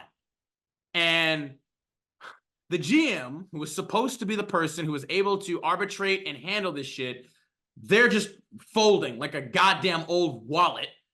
And then like the one player, whether it's multiple players doing it, one player is like standing up to him, and then another player who is like not agreeing is just, they're not even paying attention. It's like, what are you doing? Are you not conscious and aware that there is like an actual kind of issue, an argument, or debate going on here? You're not paying attention at all. Like, what are you doing? Do you not see that there is a problem here? They are literally gaslighting the GM and then trying to force rules on the GM. And if the GM isn't strong enough to be able to resist that themselves, that just means that the players are out, they're going to take that as a green light to start steamrolling their own agenda, which is going to screw up the game. Don't just let that happen. Pay attention. Oh my God. Yeah, I mean, to be fair, a GM who lets the players just walk all over them probably shouldn't be GMing, but... No, but at the same token, it's like maybe if they're new, they have a little bit more leeway with that kind of thing. If they're new, if they don't really, if they're not trying to like break up the group, if it's like, again, doesn't make it okay, but it's still a leeway being like, okay, you know what? Maybe they need to have a little bit of support then. Yeah. And that's where it comes with the other players who are like, hey, no, especially if, again, forget the GM even being, it's like these guys are just being assholes at this point. They're being jerks. So you know what? Screw that and screw them. No, you can't just do this stuff. And again, it's like, so much of this can happen too. Like a lot of times, this GM might just be being steamrolled by these guys, and not even any player will stand up or help, because either one, they're doing like the other player, they're just completely not paying attention, or they're just like, well, I didn't want to like, it's like, just do something. Why are you just passively sitting there like a freaking wuss and letting the game that you are supposed to be caring about and liking and enjoying, having fun with, is just literally being set ablaze right in front of you and you're not doing anything? Like, what is wrong with people sometimes? Like, again, this is just something that just is a personal, like, thing for me, where you're just like, I appreciate, I respect this player, although I would have put my foot down. I wouldn't have even continued. I would have been like, if they try to do that shit where they tried to like kill the barkeep, I would have been like, no, that doesn't happen. No, it doesn't. That doesn't happen. You can't just do that because the GM, like, GM, are you really just gonna let this happen? And the cop isn't gonna get involved at all. Like, I will literally stand in front of the magic missiles or whatever. It won't work because the magic missile just hit the guy anyway. But still, I'll counterspell. I will attack the wizard if I have to. Yeah. Because he is being literally a criminal right now. Like, this is not like they are literally chaotic evil. They are killing people, taking things without permit. Like, that is not okay. Yeah. And if you're not going to do anything about it, then I will, because that's usually the type of character that I'm going to make. I'm not going to, my characters usually aren't just going to be cool with a dude doing that. Because if they, not even if they were like, they didn't even have to be good. Like, I don't necessarily make good characters or good aligned characters all the time. I usually make more neutral characters, as a matter of fact. But those characters would absolutely be like, wow, he is such a loose cannon. He's doing all this stuff to those people. Like, I can't trust this person. I don't want this person in my party. Like, this person is an absolute humongous threat. So I'm gonna take care of that. Like, yeah, that's the part that I don't understand. Let's go. Let's go. Let's go. Okay. After they killed the barkeep and the barkeep's workers, the Hobbit wizard had the gall to say, "What magic items did he have on the wall?" And the GM just shrugged and said, "I guess he had a horn of blasting." And then the Hobbit wizard swiped it and gave it to the Orc Ranger, and then we left. I talked to the GM after the session about how I didn't like how they tried to basically steamroll that scene, gaslight us, and then act like they were basically the GM in some power fantasy. The GM said he gets that they were probably full of crap, but thought it's not a big deal because the horn of blasting is kind of mid anyway. That's not the point. I feel like he is missing the point. Exactly. Thank you, OP. I like the GM. His way of mixing classic D&D medieval fantasy with modern-esque urban fantasy is genuinely really fun. And I could even tolerate some of the murder hobo BS. But this incident really rubbed me the wrong way, but I feel like the only one who cares. So what can I really do? See, that's what I'm talking about. Like that. Like, yes. Like, God, I'm sorry. I am sorry, OP. I am so sorry that you are going through this. Because I feel like I have been through situations like this too. Where it's just like, there is some absolute just completely unacceptable crap that's happening. And it's like you can often feel like you're the only one who gives a crap about it because the people who are doing it are just like, yeah, no, or it's the GM doing it. And nobody else is literally like, well, yeah, it's like, maybe we don't do that today. Like, where it's just like, TLD, okay. TLDR, 2 murder hobos terrorize the neighborhood and then rob and murder a barkeep while gaslighting us about a magic item that they clearly should not have. Like I get it. Confrontation is hard. Confrontation is scary. I understand. I know it. But God damn it, dude. Like, all it takes for evil to win is for good to do nothing. Or for not even good, but for anything to do nothing. He says, "Oh, well, it was just a horn of blasting, whatever." It's like today it's a horn of blasting. Tomorrow he's going to be demanding flame tongues, long swords, or holy avengers, or robes of the archmagi, or whatever else. I can't. I'm sorry. I don't want to be mean. I don't want to be mean to the GM, but I just the passivity and just the inability, this is your game. Are you having fun with that? Is that really something that you had fun with? Because again, it'd be one thing. If you were fine with that, you had fun with that, and you didn't care, and you were just like, yeah, I like it when they just destroy, kill, murder, and annihilate all my NPCs and my towns and everything that I made because I didn't put much thought into them anyway, or whatever reason. If you like that, okay. But dude, did you like that? Are you having fun? Is this how you wanted your game to be? Is this how you want your game to be? Is this how you want to play? Is it? Answer the question. Just yes or no. Not, well, it's not a big deal. It's like, it doesn't matter. Yes or no. Answer the question. Stop trying to make excuses for this shit. God damn it. I can't. This stuff gets me like nothing else. And again, the other player too, where it's just like, this guy he is recognizing this. He's even trying to help. The GM himself won't help him. And and then the other player is just freaking like oblivious.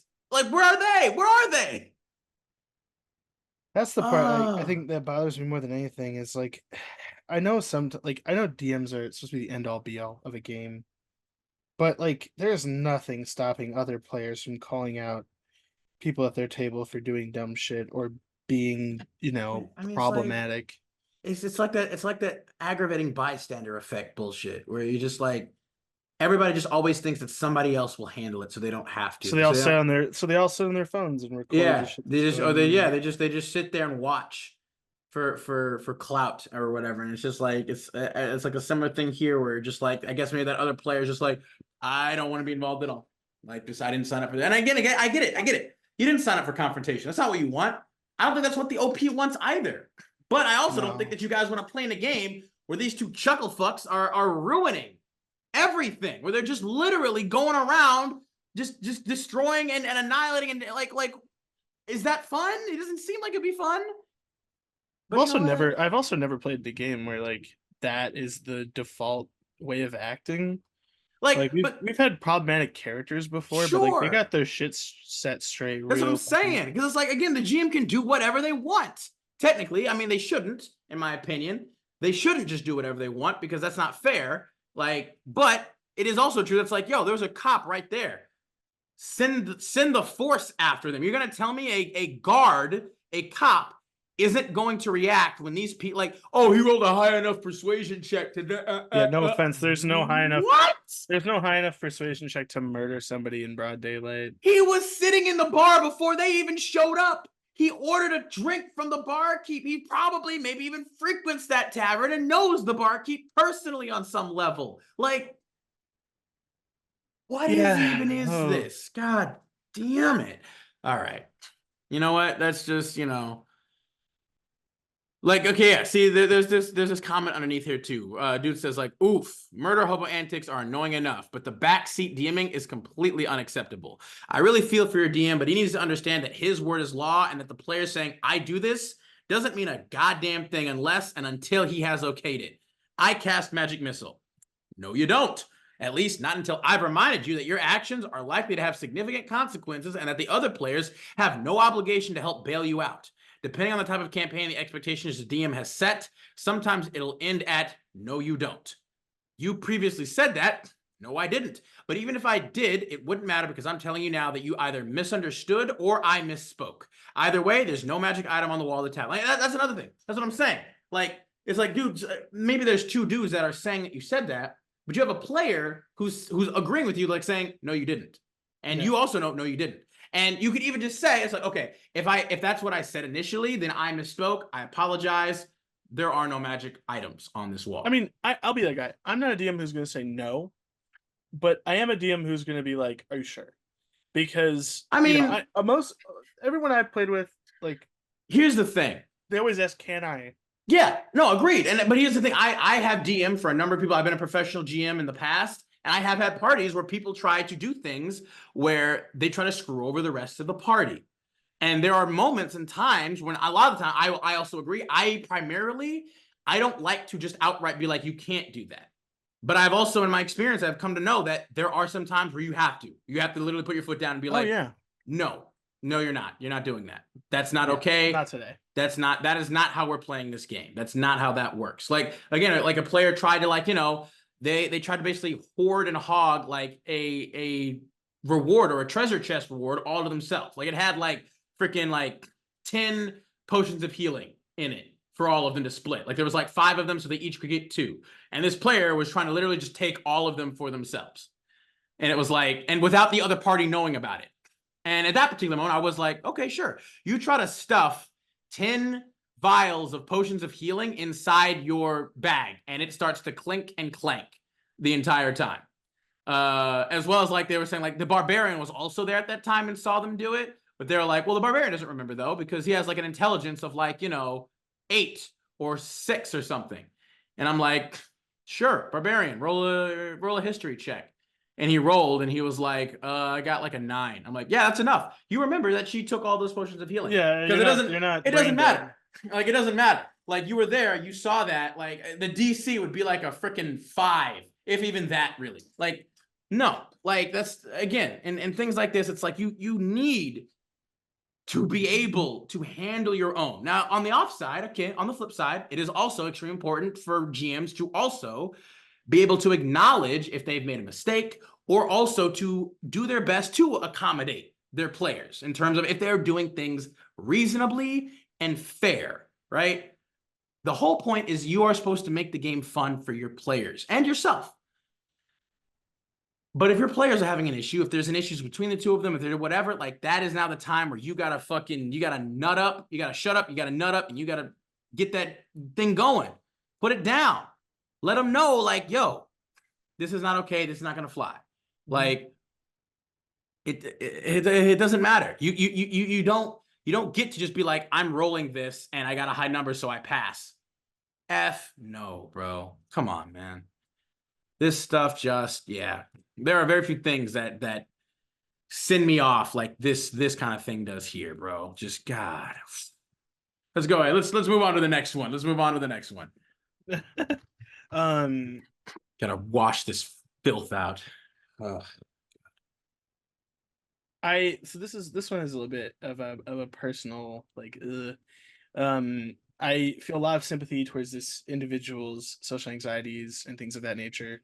The way they talk about, waiting around to see if they fit in a space and stuff like that is something that I personally feel very heavily in terms of trying to make friends or interact with people on things like Discord and stuff like that. I'm very much yeah. I'll sit in the background and not say anything to anyone until it seems like I'm okay there. So this kind of hit home a little bit hard, Yeah, but I have a lot of social things too, so. yeah, but this is called Killing the Spark. This is a long one. I've debated for a few weeks now whether to post this or not, but I'm at least really good at picking the wrong choice. I decided to. It's really long, so if you want to just move on to the next thread, I don't blame you. For some background, I'm a child of the 80s and 90s. D&D was known about, but never really hit it big here at the time. So when a few of my classmates around the 5th grade or so wanted to try it, I jumped at the chance to join them. Look, we were in 5th grade. The books weren't even in our native language. Using one of the fingers from a spiked gauntlet as a condom was the peak of comedy. So this is someone who I don't think is natively English speaking, and also their first introduction to D&D was when they were a child. I don't even get that reference. Using one I of the don't either. fingers from a spiked gauntlet as a condom was the peak of. I guess like you have a spike and they like put it on their thing and that was funny. I guess. Okay. Yeah. I was like, but using it as a condom. no, I think it's all jokes. But time happened. People grew apart. People moved. The interest in D&D never really went away. I was always fond of RPGs, of fantasy, of science fiction, of worlds different from our own mundane one. By the early 2000s, I joined an online role-playing community. Not actual gaming, but more collaborative storytelling. No dice, no main character, just living a completely different life in text medium. This became my social circle. Due to being on the spectrum, Asperger's. Asperger's, if you must know, it felt liberating to talk in text where I could take a few moments to collect my thoughts without anyone noticing an awkward pause and starting to talk to fill the void. Fast forward to 2013 or thereabouts, some of the friends I had made in this fashion started a Pathfinder game. I joined. I'll admit, I was that guy. I did a speed run through all the bad tropes, but at least that got me some experience in why not to be that guy. That's not really what killed the game, though. Scheduling was hard, seeing as we were on 3 different continents. I'd stay up ridiculously late just to be a part of half the session. That ended when I accidentally overheard one of the others say, "Great, now that he's gone, let's actually get something done." I decided not to play TTRPGs with other people for a few years after that. Damn. Fast forward again to around 2021. That's a heavy one. Yeah. You all know what that time was like. A group of people I tangentially knew, same guild in an MMORPG, started up a D&D 5e game. After a bit, I decided to join. I have been enjoying this group, but it's very homebrew and rule of cool, which is fine, but I found myself wanting to try a more raw approach to the actual playing of D&D. After a lot of second-guessing myself, I finally joined a relatively new Discord advertised on D&D Beyond's forums as a newbie-friendly and all that good stuff. I figured that just sitting in Discord, talking a bit with people, getting to know them, etc., before jumping in a game would help me get over the worst of my social anxiety. After a week or so, Don't really remember exactly. A new campaign was starting, hosted by one of the guys running the server. We'll call him Greg. I jumped at the chance. Remember how I wanted a more raw approach to the game? This game, though not directly advertised as such, was all homebrew. All homebrew. For the first session, there was no battle map. We had to keep the entire scene in our heads. I don't have aphantasia, but it's difficult for me to maintain a solidified picture in my head for more than a few seconds. I don't know if others can. Considering everything was spoken, I couldn't even go back to check details. It didn't help that the DM was apparently spending half the session driving somewhere while describing the place, or while who we were talking to, etc. I was half expecting becoming an unwilling witness to a car crash. We managed to talk to a few NPCs, get a couple of quest leads, a missing hunter and a terrifying beast, but then people had to leave. The first session ended there. The second session involved mostly different people because the DM wanted this huge sprawling world with tons of players in it that could just come and go. I think I was the only repeat character, so when the new group got to camp, I was charged with showing them around a bit. I mentioned the quest I thought sounded the most interesting, the missing hunter, in the hopes of getting all these guys along on it. Well, 3 boss level monsters randomly appeared. With no battle map, it was basically impossible to know where they were in relation to each other. One turned invisible, so my bard instantly cast Fairy Fire where it had been. Apparently, this revealed it was never there at all, but there was only an illusion. That Fairy Fire became the only thing my bard got to do in a 2.5-hour combat session. A combat session that, among other things, notably included that move, attack, move required an acrobatics roll because the player flavored it in a cool looking way. He was an owl and doing a 45-degree dive bomb, spinning in the air to fire an arrow at the monster he was running from, and turning back to slow his descent. But hey, at least I got an incredibly overpowered liar as the result of a random fate roll that to this day I have no idea why I even had to make. It was way past artifact level and power, just randomly handed out to a 7th level bard by luck. I think we also got 2 level ups, 2 for 1 combat. I mean, I don't mind that part Yeah, personally. but I'm all about that. I was feeling rather disillusioned at the end of the session, but decided to give the third session a chance. Maybe things would improve, right? I believe this one was a mix of already established characters and a couple of new ones. Now, I haven't mentioned yet that all rolls had to be done in Discord rather than on D&D Beyond where we had our character sheets, because that's what the DM preferred. And Discord had 2 different dice rolling bots, but only one was acceptable. I accidentally, yes, Greg, it was an accident no matter what you may think of me, used the wrong one. Got a good result, got told off, re-rolled with the other bot, and got a failure. At that point, I just felt done. I typed up a polite buying out of the game, and a few minutes later had left the call, citing among other things the lack of battle maps, making it really hard for me to know what was going on. Greg answered with an assurance that there'd be battle maps later, and I'm sorry you misunderstood. Something about that phrasing irked me enough that I didn't respond right away because I suspected I might get snippy. When I went back to the thread a little later, it was to find accusations that I just left his game because I wanted to metagame by looking up stat blocks and couldn't do that with his awesome homebrew. Attempts to get him to talk this out, to explain my side of things, to get any kind of proof of my metagaming fell on deaf ears. I decided to simply ignore Greg from then on. Deciding that I might not be experienced enough to join campaigns, I started looking at one-shots instead. One got posted by an ordinary user wanting to try their luck at DMing. We'll name him Cucumber. They were running a wild sheep chase. I joined as a ranger. I had fun. I liked it. I tried to be a little more assertive, as I often had trouble with just shutting up the moment someone else started talking, which in the long run isn't very useful for doing things. I really thought the game went great. I woke up the next morning to a message from Cucumber banning me from all of their future games because I was just awful and treated them like a servant. Yes, Cucumber, I know you'll recognize the phrasing, it hurt. I tried talking things out, tried explaining my side of things, but remained banned from their games. I damn near left the entire server in tears right there. Around the same time, though, the main owner of the server was setting up for a Lost Mine, a Fandelver campaign, specifically aimed at the inexperienced. I took a deep breath and applied. When I asked what was and wasn't allowed, mainly if Warforged was allowed because I had an idea for a Forge Cleric, I was accused by one of the people from Greg's campaign of always wanting to push boundaries for my own benefit. We'll call him, I don't know, Hitmonchan. Ironically, I ended up not being the only Warforged when the campaign started.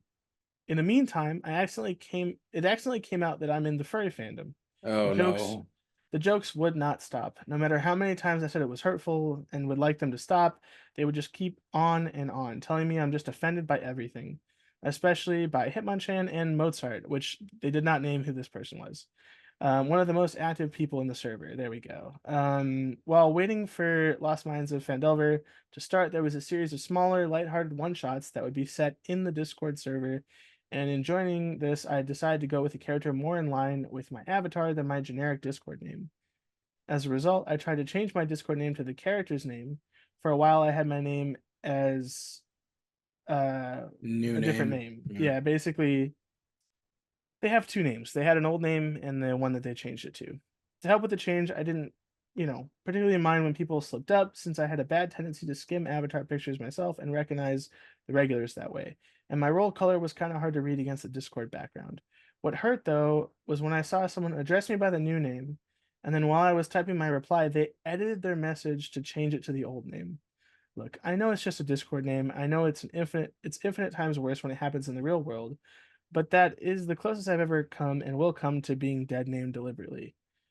I think that's when I blew up. There were more accusations from Hitmonchan and Mozart of being way too easily offended, followed by a gif of someone rolling on the floor with the text flashing at the top. I asked them to stop.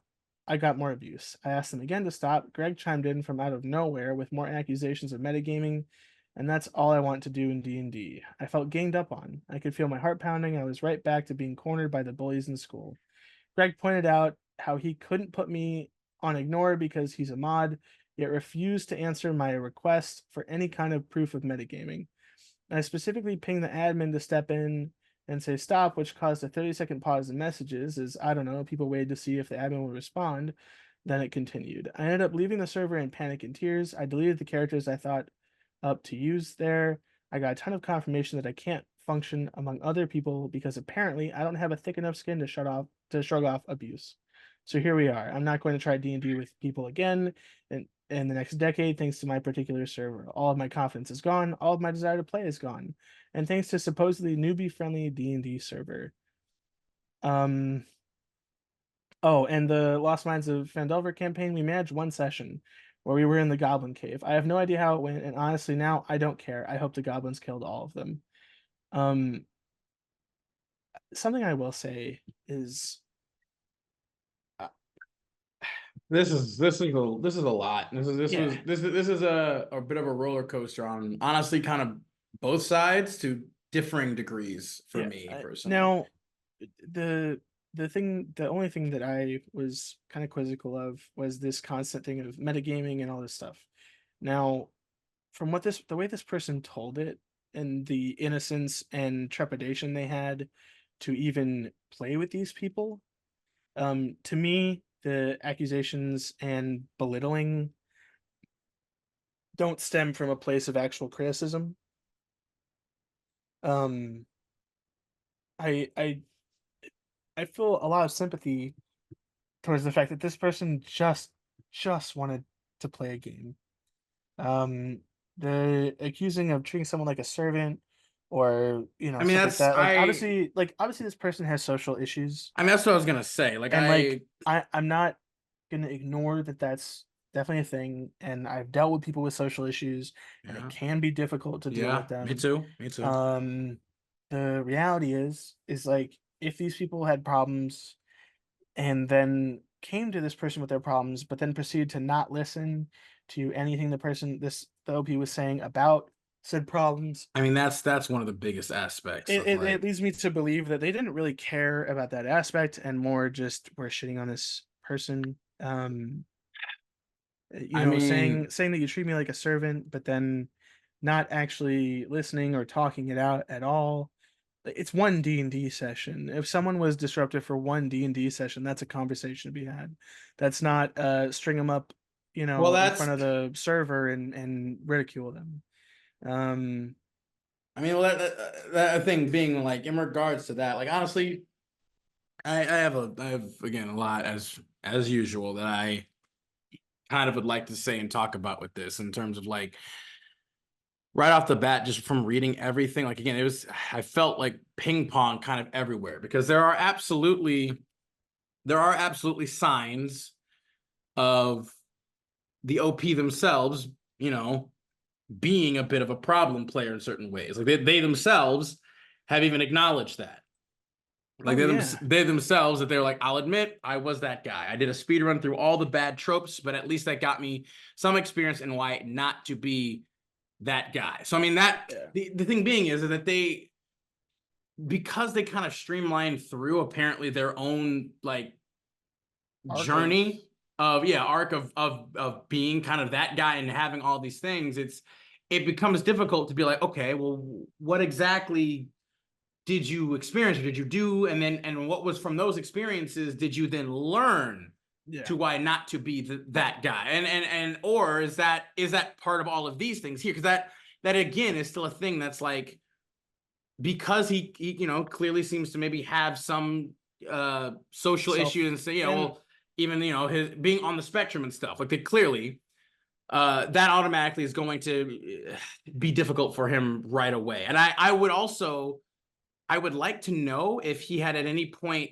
communicated that to people there, saying like, hey, I have this thing here, like this, I have this particular, I have Asperger's, or I have whatever, like, this, so I just want to give you guys a heads up that that's kind of, and I assume that in the earlier campaigns, when they were there and they were playing, and they were through, and the dude was like, they joined a game, stayed up really late just to be part of like half the session, and then he ended up accidentally overhearing one of the other dudes go like, great, now that he's gone, let's actually get something done. Like that sucks to hear, but I could maybe understand maybe why they may have felt that way, depending on his the way that maybe he conducted himself. Potentially, if he was, if he was a part of it and they were trying to get him to like respond or be more active and be like, hey, what do you want to do? Like, we all have to agree, or we're all trying to agree. And like, if he's again being very reserved and kind of being like, whatever, like, or maybe if he's being a little bit overly enthusiastic about something, or wanting to do something that's not necessarily conducive to like the entirety of the full group. Because it seems like the reoccurring theme for him that a lot of them seem to say is there might be maybe a little bit of like spotlight hogging or main character syndrome, maybe, and that it seems like they keep accusing the OP of like being kind of selfish in regards to their gameplay. Now, again, we don't know for certain, because they don't give any specific instances of what went on in these games. Yeah, I mean, I will say this. I doubt that this person is out here with main character syndrome or wanting to be the center of attention, because they have a hard enough time just getting into a game, socially speaking. Maybe there might be outbursts or things like that, but like as someone who, like, I'm not the same as this person. I don't have autism or Asperger. Like, I've never been diagnosed or anything like that. I can't speak on what that feels like or how it feels to be in this situation with something like that, where your social cues are challenged in that way. What I can speak to is the social anxiety that goes along with sitting in a call with people you don't know, trying to ingratiate yourself and build up the confidence to join something that you are unfamiliar with. And what I will say is, you seem to be very self-reflective. I mean, that's how I'm doing it too, or at least on a lot of like, what problems you may have had. And I'm not saying that those problems completely disappeared, but I get the sense that if you're this nervous, that you're not necessarily out here derailing a session for no reason, or I would say definitely not on antagonistic purpose. or stuff like that. Like, maybe not on purpose. I don't think, the way I read this, and like maybe this is my personal kind of feeling about it, is it's this despair that I think is very realistic to kind of experience, especially in an online community where there is no face attached. I can say from experience that the not having maps and not having things in front of you that are concrete that you can understand is very difficult. It can be, yeah. And like, There's me some people personally, it can be. you know, for me personally, if I'm playing in person, that's one thing. If there's an encounter without a map because it's a quick encounter and we're all sitting together, that's one thing. But when you're separated by a camera and a computer screen or whatever, you know, that doesn't work for me. I wouldn't stick around. I would be like, I need something to look at. I want squares to move in. I need to know where I'm at. And I get that. It hurts some people more than others. It completely takes you out of what you're doing. I mean, I also do get that to a certain extent of like it obviously, yes, it does help exponentially, but I And like guess this, and this person, they gave them a chance. They stayed for multiple sessions, yeah, and then when they decided that they thought it was for them, they backed out, yeah, and they then left. we're ridiculed for it. And you know, this is kind of an unfortunate situation of like, yes, maybe your skin is a little thin. At the same time, anything that you're doing collaborative with other people, you shouldn't have to take No, I verbal jokes and things that you're not comfortable with, even if it's lighthearted. If I you're mean not comfortable that's with what I'm it, saying. if you're not comfortable with it and you make it known, which it sounds like you did, and they continue to do that, like that's that I like, mean, well, again, that is the unacceptable part here. even Like it's as like even as socially inept or awkward as I can be, if I join a group, and they started making fun of me for something, and I said, "Hey, no," and then they continue to do that, I'm just gonna leave. And like you just have to leave at that point instead of trying to like argue or fight or whatever. And like I feel bad for this person because I understand where you're coming from, trying to yeah, plead your case and make things work. and make things You work, know, because you don't, I assume, or at the get very a lot of least, opportunities. just to be clear, like that was one Yeah. of the parts that I absolutely like resonated with very deeply, is like wanting to again have an actual conversation about these so-called accusations against me, of being like, okay, hey, here's the thing, right? People can feel a lot of ways about what a person does, and they often have a huge misinterpretation of like they make assumptions about like, well, this is what that person's doing because it is. It's like, but that's not it though. That's not what they were intending. That's not what they necessarily did. You are making that assumption based off your own personal interpretation of what happened. Yeah. So it's like, here's the thing. If you're going, for me, here's the thing. If you are going to dislike me, if you're going to hate me, if you're going to ridicule me, if you're going to feel, you can feel anything you want about me. That's fine.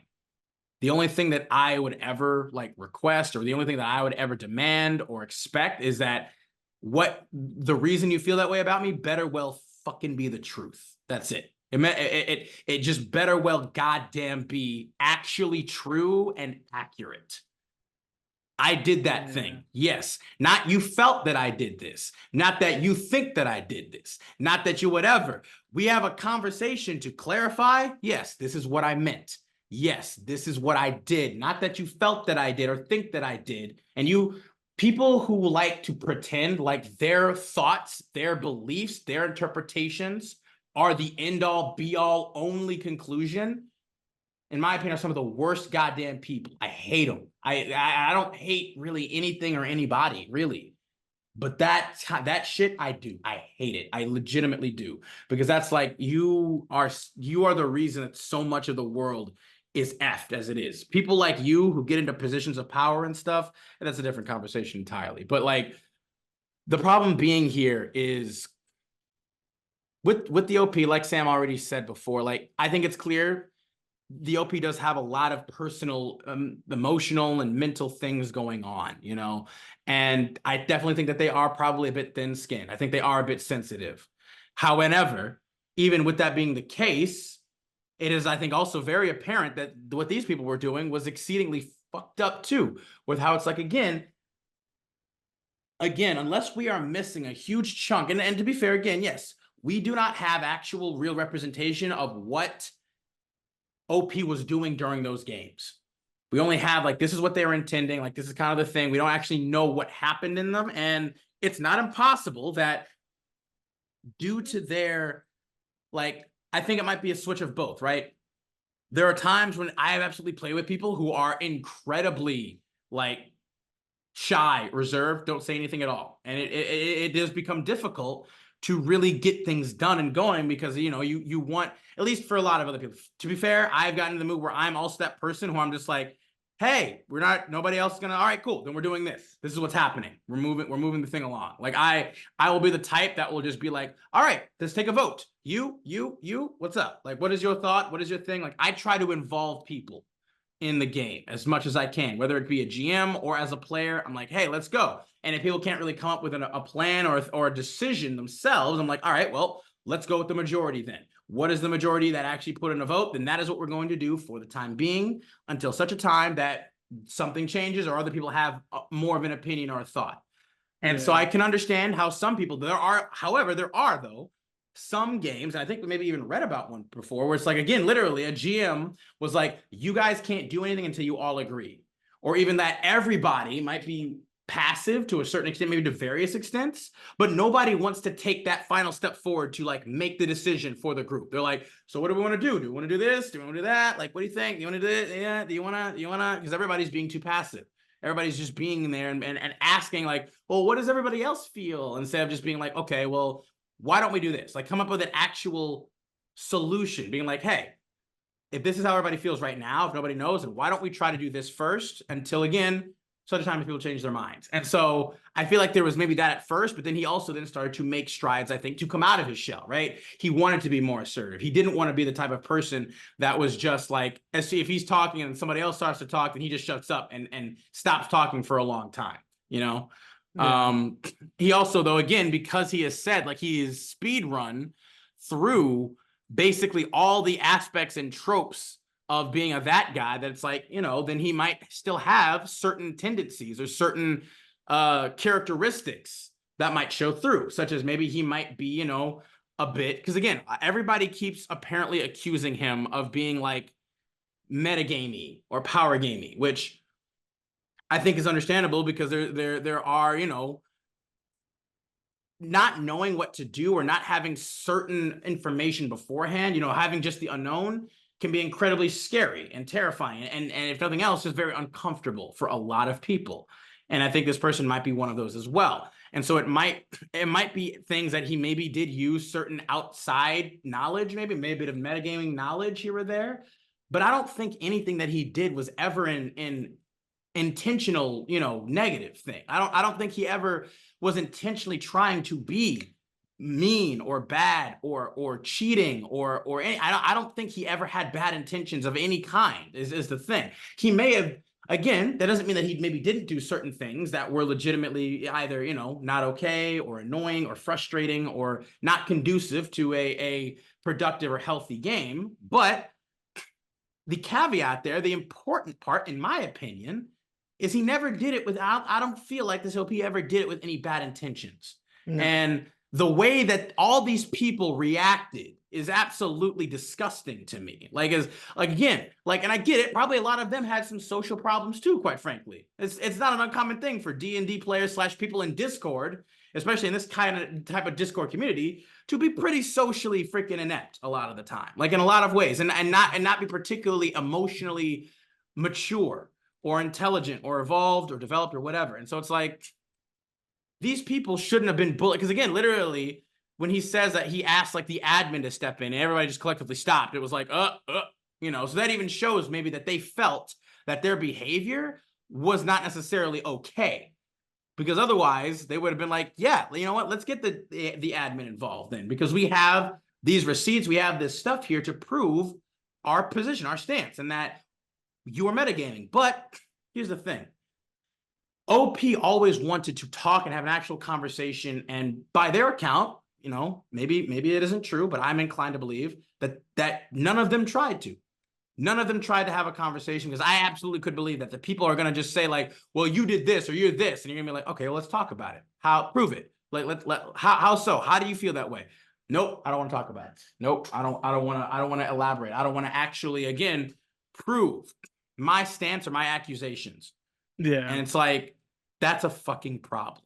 That is an issue. And that is something I take huge problem with, like, and have huge adage with, like, that is, again, like, the thing being is that a lot of this is very murky because we don't have enough real context in a number of ways. Like, this OP clearly has a lot of social issues and struggles, and I wish people were a little bit more understanding of that. But at the same time, you also probably have to acknowledge that a lot of those people probably have similar struggles too, in a lot of ways. And a lot of the time, again, if they're resorting to such things of like bullying like that, then I can only imagine that they also are going through some shit that they're just trying to project onto OP because they're an easier target. Because OP probably isn't being like as overtly like caged in. Even though they're anxious, even though they're stressed, they still were trying. They wanted something. They wanted to engage. They wanted to be accepted. They wanted to experience the game. So they tried. They put themselves out there, even though it was scary and stressful and whatever. And those other people, you know, they just, yeah, it's unfortunate. Yeah, it really I don't know. It's just Like, really, again, like yeah. upset me. It's like I get it, you know, everybody's got their crap, you know. It's like for me, in regards to the battle maps, like I don't really care too much. Like battle maps are always great. I love them. They're cool. They're interesting. It's fun. But it's also I can do theater of the mind too, because I, you know, at that point with theater of the mind, how I feel about it, and even though I know people can't keep like a clear picture, I don't think you have to. Like I don't think you necessarily have to keep it clear, but you can just literally ask the GM, hey, how far away am I from the creature, or can I get to the creature, or how close is this creature to the other creature? Like, just, you know, at that point, it all it requires is for you to just ask more questions so that you can clarify. Like, you don't necessarily need all of the specifics all the time. You can just, again, if you have a plan, if you have a thing, and being like, can I reach them? Like, can I get to them? And if the GM's like, yeah, I think you probably can, or oh, they are probably about 60 feet away from you, or they're, you know, there's an obstacle. It's like, okay, then I'm gonna do what I can, whatever. Like, you know, once in that particular situation, that is how I always operate, where I'm just like, you do not necessarily need to have the entire thing. You just have to basically be like, okay, so my friend attacked him, they're next to them now, cool. The creature attacked them. Like that's fine, but when I'm punished in a That's what I'm saying. Like, you can't you can't then punish, or GMs can't be then like, well, try to you're in a bad position now. You get flanked, and it's like, well, you didn't tell me that when I made this decision. or again, that it's like, okay, am I able, like, because again, you could just then say, okay, well, I'm gonna have my character move up to the creature in a way that doesn't make me flanked by them, by me doing that. But the problem with theater of the mind is that people aren't thinking about that, and especially someone who struggles with it. Like, to me, this person had the idea of like, this wasn't going to work for me. I was going to bow out the right way, and I love that. And then they got ridiculed for it, and that's like, so even when you're making the right that's just decision, being petty. But like, even when you're making the right decision, you're still going to get shit on. And agreed. I hate that exponentially. So when if you did it with grace and you did it with respect and honor, and people still want to screw you over for it out of their own sense, again, but that shows that they have some other shit that they're not dealing with themselves. Like, that's what that is. And that's, I really hope this person finds a better same. I mean, they said that they have no desire for like the next decade, and it makes me really sad to hear that. But I get it too. I understand. And maybe, you know, maybe that's even what they need, right? Maybe if they have to take some time, maybe to get a little bit more confident in themselves and to feel that way, and then hopefully they can find something that's worth them being a part of it. But let's go ahead. Let's finish up with the last story for the day. This one is titled "Gossip, Hypocrisy, and Awkward Wedding That Keeps Happening" by Biggest Lemon. Back in college, the TTRPG club was pretty large, and the cast of players and GMs in any given game changed all the time. Campaigns didn't last longer than a semester. Now, my friend Bobcat and I met in this club, and she was one of my closest friends in college. We gamed together all the time. Never in a long-term campaign, however, mind you, mostly just one-shots or mini-campaigns over school breaks. Now, because of this, I believe that I never really was able to see how controlling, hypocritical, and just downright mean Bobcat could be. You see, in every social group, it seemed that Bobcat needed someone to be angry at, someone to complain about, make fun of, and otherwise turn others against. to justify her need to rage, I guess, maybe, just at something. During school, this was always other players in the long campaign she was in or people that she lived with. And I never really had many chances to see that side of her or experience that side of her. Until, after college, that target became me. Fast forward a few years after college, I'm in an online TTRPG group that meets twice a week for different games. Some players play in both campaigns and others just play in the one, but the important ones are 3 college friends, Labrador, Blue Jay, and Snake, and one high school friend of mine known as Hawk. When the campaign that I ran finally wrapped up and a new one was about to start, I missed hanging out with Bobcat, so I invited her to join that one. A few months later, Blue Jay invited her to the game that he was running, and that was around when the horror really started. First, the at the table horror. Toward the end of Blue Jay's first campaign, it was clear it would be our final game in Pathfinder 1E, and my desire to test out untried character ideas just happened to coincide with my PC having several in-character reasons for helping a group of NPCs complete a side mission while the party had the spotlight. Blue Jay okayed it, and this sort of thing wasn't new in this group, and I had no reason to think that there would be anything wrong. But when the moment came up, Bobcat screamed at me, becoming incredibly angry when I expressed that I just wanted to do something different than she did. After the session, she, Blue Jay, and I talked about it, and she claimed that this showed I didn't care about anything or about how anyone else felt, which in the moment I took really hard. I caved, and I kept my current PC in the game, and I thought that that was just that. Just a single disagreement that had unexpected emotional consequences, and that, you know, we were able to bury the hatchet and we can just go back to being friends. Boy, was I wrong. As soon as we switched to 5e for Blue Jay's next game, Bobcat acted like she owned the system. She was incredibly pedantic about terms, i.e. when Blue Jay would say, like, make a reflex save instead of saying dexterity saving throw, or use the word trained instead of the word proficient. She would always audibly scoff and usually felt the need to correct it, despite the fact that no one was confused and everyone knew what Blue Jay was meaning when he said those things. The same went for any actual rule that anyone got wrong.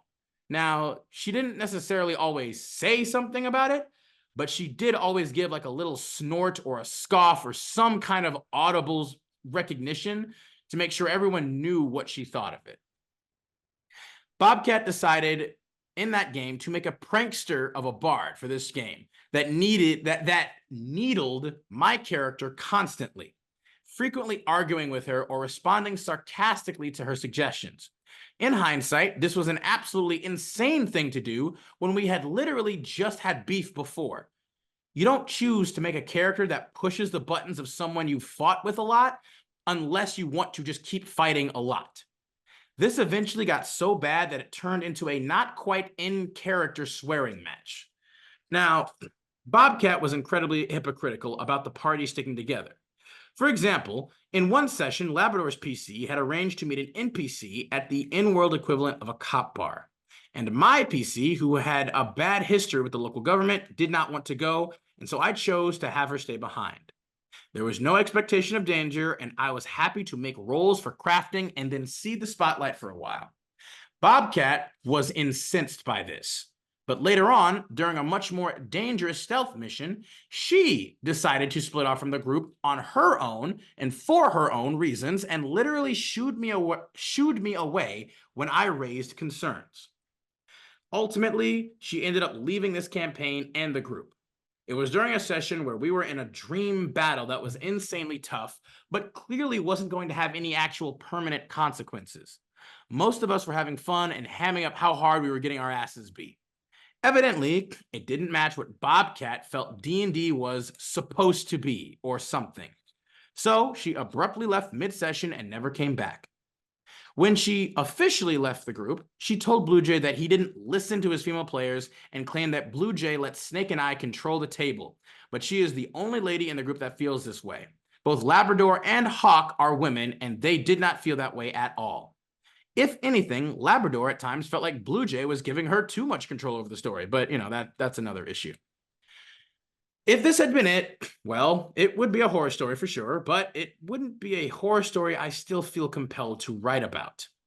The worst parts are everything that was going on around the games while we were playing, outside of them. About a year and some change after Bobcat joined the online group, Labrador and I started dating. It wasn't until after we were married, a few years later, that Blue Jay confided in us that Bobcat had been saying I was bad for Labrador, behind our backs, and didn't approve of our relationship. Blue Jay defended me, and that seemed to get Bobcat to soften up, so he didn't bring it up to us until after the even bigger rift began to open. Then, for life reasons, Hawk needed to move to a new state and decided to move to Bobcat City to start a new chapter of their life. They had met in our group and become good friends online, and when this started, the rift between Bobcat and I kept growing, and I was low-key worried that Bobcat would try to turn Hawk, my oldest friend, against me. I don't know what I would do if she did. Then came Wedding to Electric Boogaloo. This one was Bobcat's wedding. As with mine, we had been given invitations well before our big rift at the table, and it was only the dimmest of hope of salvaging our relationship or friendship, and avoiding the faux pas of saying you will go and then changing your mind right after a fight that Labrador and I went. It felt even more awkward than ours did, and I would have felt alienated if it weren't for the fact that there were lots of old college friends attending that I was able to catch up with. Among other things, it was the first time I got to see Hawk in a long time in person. She was actually one of Bobcat's bridesmaids, which is what made what happened next so intense. Earlier this year, during Hawk's birthday weekend, she wanted to have a big online hang. If you've ever heard of a PowerPoint party, well, that was kind of part of it. The entire gaming group was there, but Bobcat was not. This immediately stuck out to me since, as far as I was aware, Hawk and Bobcat were close in real life friends, living pretty close to each other. And I hated the idea of Bobcat not being invited to this just because of me, and that our beef might put pressure on Hawk, so I asked her about it. It turns out I was right. I was right about everything. Hawk had decided to distance herself from Bobcat and eventually end their friendship outright because of how toxic Bobcat really was. Apparently, Bobcat would go on long rants about Blue Jay and I, both in person and online, about her experiences in the group, but always the incredibly one-sided, self-righteous version that Hawk knew wasn't true.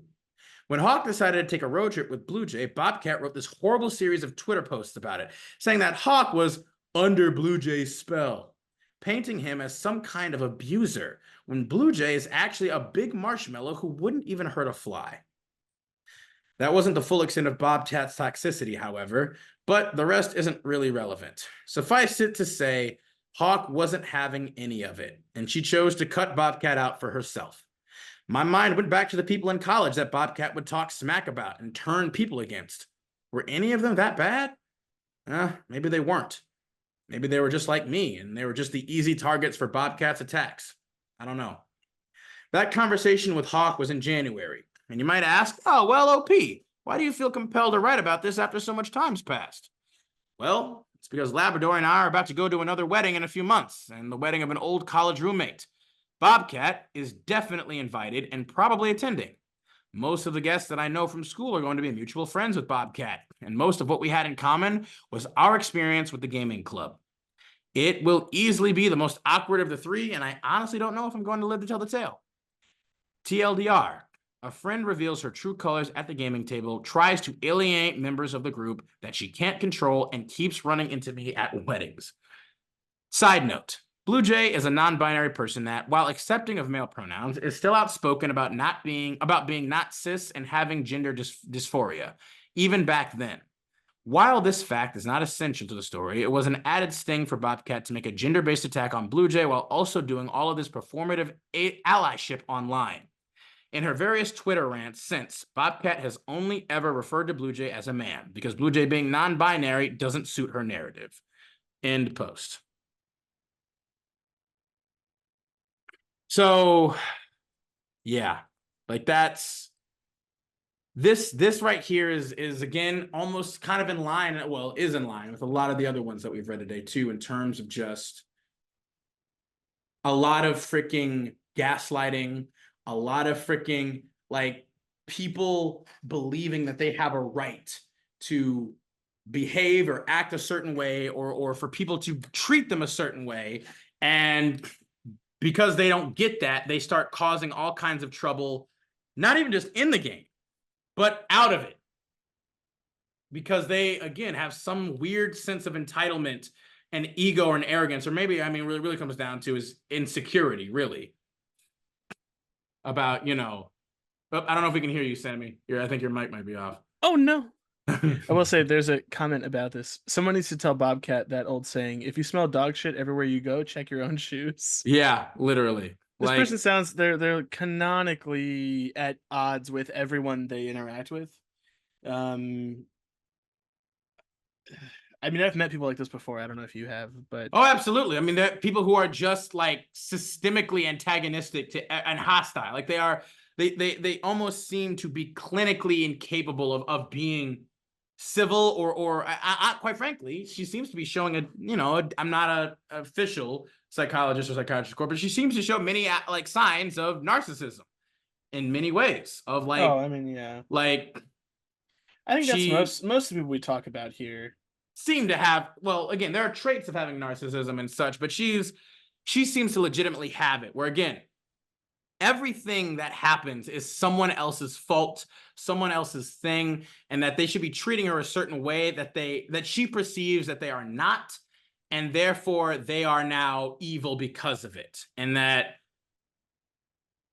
she, on top of that, then needs to seek, retribution and vengeance by trash talking them. That's the part and ruining their reputation with everyone else around them. That's the part that gets me over anything else, is the fact that like this need to then be like, I'm the right one, none of you are the right one, it's just me, no one can tell me otherwise, and you are all the problem. It's like self-righteousness along with that. Well, you're in denial. Yeah, it's in complete and utter denial of and any lack of self-reflection of any kind. That's what it is, really. It's like it being unable to even really look yourself in the eye, in the mirror, or wherever, and be like, hey, what is my thing? Like, am I the problem? Could I be the problem? And if I'm not even entirely the problem, even, what are some of the problems that I might have, or that are being triggered, or that are being projected here, that is making this an issue? Like, honestly, I will say another part that I resonated with incredibly so was like the whole thing of like making a character that just starts to constantly needle the OP's character. Like constantly, frequently, like getting into either debates, arguing, or responding sarcastically or flippantly. Like, even again, where it's just like, what?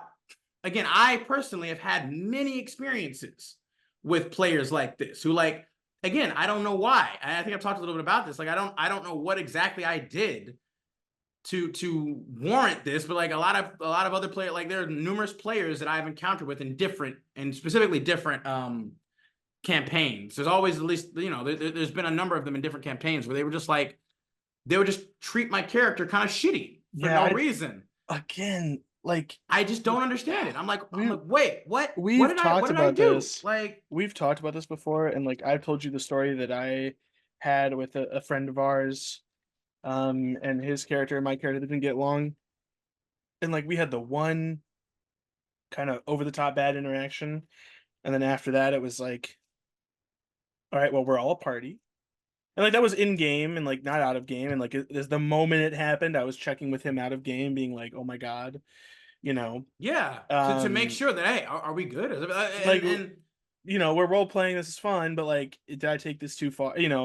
I think these people just don't have what, like, normal social boundaries, or they need to manipulate everything in their favor, which is well, I mean, that's the thing. I think Bobcat seems to be the type of person who is, again, she's so highly vindictive because she has no true sense of herself or her own real security and confidence. And so anytime somebody shakes that or does anything that, again, she feels as like a personal slight, which is basically almost anything, it seems. Literally, she takes that personal, and then she literally starts to make it personal. And even more so, it happens personally outside the game. Because again, it's like, when you have a character who's just, and again, like I've experienced that myself, where like this character, like I keep trying to offer olive branches in game, like being like, hey, what's up? And this character is just like, no, or whatever, like is, you know, and then or even is like initiating certain things where they're trying to be more, again, like I think I told you guys a little bit about the one incidents or the one kind of event or situation where, you know, I was in a campaign and this one player had a character who was like, it seemed like they were maybe trying to establish a bit of like a competition between our two spellcasters or whatever, but that, you know, it would be more so about like us, you know, it would be a friendly competition. It would be more so about us like having maybe a bit of like a almost a brother sister kind of dynamic where we were like, you know, we would like razz each other, but it would always be in good faith and we would always be there to like, you know, maybe help support each other and stuff like that. But that it ended up not happening because that that player, I guess, ended up taking things maybe a bit more seriously or personally or something, and I didn't realize it. And, you know, he ended up attacking my character's familiar, and taking them out. And so it was like, okay, it seemed like there was like, okay, like that clearly is a sign that, you know, things aren't exactly, you know, Yeah, there's something up here. copacetic or cool. And then they decided to, you know, to change characters because they, you know, I had a talk with the GM about it. We had a conversation, basically just like, you know, him being like, okay, it seemed like things like, and initially like, you know, yeah, like he had also seemingly had the same kind of thought or belief that I did of like, yeah, we thought it was just going to be kind of, you know, like he thought it was just an innocent, just, you know, kind of sibling rivalry back and forth thing, even though we weren't actual siblings or anything, but still in that similar vein. Yeah. And things maybe just got a little out of hand in terms of like, you know, where the razzing kind of got. And, you know, he's like, you know, so he was like the other player, you know, he told me that he had to talk with the other player, and it didn't seem like the other player had any like real personal things against me, because I was also under the impression that like they had sent me a message when they first joined that they were like, hey, I'm super excited to play and be a part of this and to, you know, do some cool things and make some awesome role play moments. I'm like, awesome. That sounds amazing. I'm absolutely down too. And, you know, I wanted to make sure after that happened that I was like, hey, you know, is everything fine and cool? But I don't think they really wanted to talk with me about it. And so I didn't push. But it's like, you know, their second character, however, when they came in, it still felt kind of like they were standoffish, and they kind of just didn't really get involved. And I think maybe they had other things going on in their life. But I definitely resonated with that in terms of like, you know, I've had that experience, which I don't think, you know, like at least I certainly didn't have any hard feelings towards him at all. Like I thought we were just establishing that thing, and I didn't, you know, I felt I didn't like that he attacked me, basically. Like that was the only thing that I was just like, that's not okay. And I felt, you know, a little like, you know, perturbed by or disturbed by. But everything else, I was like, I just thought we were, yeah. But here, clearly though, this doesn't seem to be the case. Like that also isn't like this was I don't know if this was really a case of it being like, hey, we're going to start this off with this kind of specific dynamic, but that, you know, because we are such close friends, or because we trust each other in combat and in this world, like, you know, we always have each other's backs, regardless of all the lighthearted or the innocent razzing that might happen. Like this seems like she made this character even for the explicit express purpose of just being kind of a shitter to the OP. And that does suck. Like that doesn't feel good, because I've had that. I had a player like that in the Cringe campaign that I was a part of that I told you guys about. Like there was a dude in there who had a similar thing where he would just always try to blame any bad shit that happened or whatever on my character, even though it was like a decision that the entire party made, that we all were like, yeah, let's do this thing. And he'd be like, yeah, it was your fault because you did this thing. And I'm like, what do you mean? Like, it's unfortunate, man. And I just, again, we already talked about before, you know, it's not uncommon for these types of people who have severe emotional or social ineptitude or insecurity and issues or whatever. Like, you know, they congregate in these things because this game is a thing that it draws people to, again, escapism, right? That is one of a big aspect of it, for good and for bad, right? It's okay to have a bit of escapism every once in a while. People do need it because there are legitimately hard things in the world, and sometimes you just need a little bit of a break. You need to be able to escape to a different, like your imagination, or to whatever it is, to help offset some of maybe the darker parts of life, of your life. And there's not anything bad with that, but it does become bad when you attempting to use that escapism as a means of projecting your shit onto other people and other things that don't deserve it. Like, and it is sad to see. I honestly, I do legitimately wish Bobcat the best in terms of like, I hope that she's able to get past whatever shit that she has all jammed, curled, twisted, knotted up inside her that makes her like this, that would make her hurt a person who initially thought that they were like best friends. Like OP initially considered her to be like a really great close friend who he wanted to spend time. He missed spending time with her. And then for her to just, again, just turn so damn toxic like that's what makes it even more heartbreaking, man. Like this person who you previously had such a great, seemingly amazing, great relationship with, who you have all these great happy memories with, and then it just somehow, without you even really knowing or understanding why or what was going on, like you were just without any intent, like it just crumbles, and not even crumbles, but it corrupts.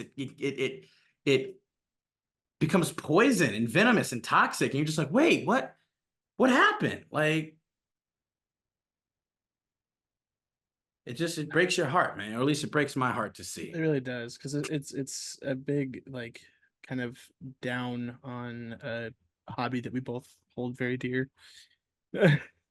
Like, I mean, even just in terms of again, like so relationships, just in friendships and relationships, you know, this is a sad one. Because again, it's just like I don't know why it ever has to be like that, you know? I don't like, if this person is your friend, again, why aren't you trying to think the best of them, for one? If they've never really given you a reason to think poorly, you know, or to think the worst of them in this case, like, why are you choosing to take this thing that they did that seemingly is entirely innocent and it was in no way or means of trying to be a slight against you? Like, why, like, and you're taking it and you're running with it, and you're not listening, you don't care what they have to say, you like like you just want to hate them at this point. It seems like you just want, and he says that at the top. He's like, apparently, like, she just always needed someone to be angry at or hate or something. And I don't know what she's got going on that makes her just, yeah, but I hope she can get out of that. I hope she can overcome that at some point. And, you know, but yeah, We can figure out a better way to handle that. something, man, something, because it's just heartbreaking. But unless you got anything, other thoughts or stuff you want to talk about on this one, Sammy, I do believe that is all that we have for you today, y'all. Apologies if we're gonna end it on a little bit of a somber note here, but you know, hey, it's just feels like sometimes you got to do that every now and then, you know. There's nothing necessarily wrong with that, but you know, we'll be back again in another video, I'm sure, and we'll try to bring more of the fun jovialness back. Oh yeah, such, next time will definitely be more upbeat. Yeah. But for that, you know, thank you guys again. We hope that you liked the video. Please do be sure to comment and like down below. You know, let us know about your experiences and stuff like this, or what your thoughts are on these stories that we've read, you know. If you haven't already, you know, please be sure to subscribe and share the channel. Helps us out immensely, of course. We always appreciate it. You know, hit that notification button so that you're never, you know, missing out on when we post our videos, even though we usually do it every Wednesday. When videos usually come out every Wednesday at like 11 or so. Thank you guys so much as always. We hope you enjoyed. We hope that you felt something, and we'll be sure to catch you next time when we dive back deep down into the archive. Bye, everybody.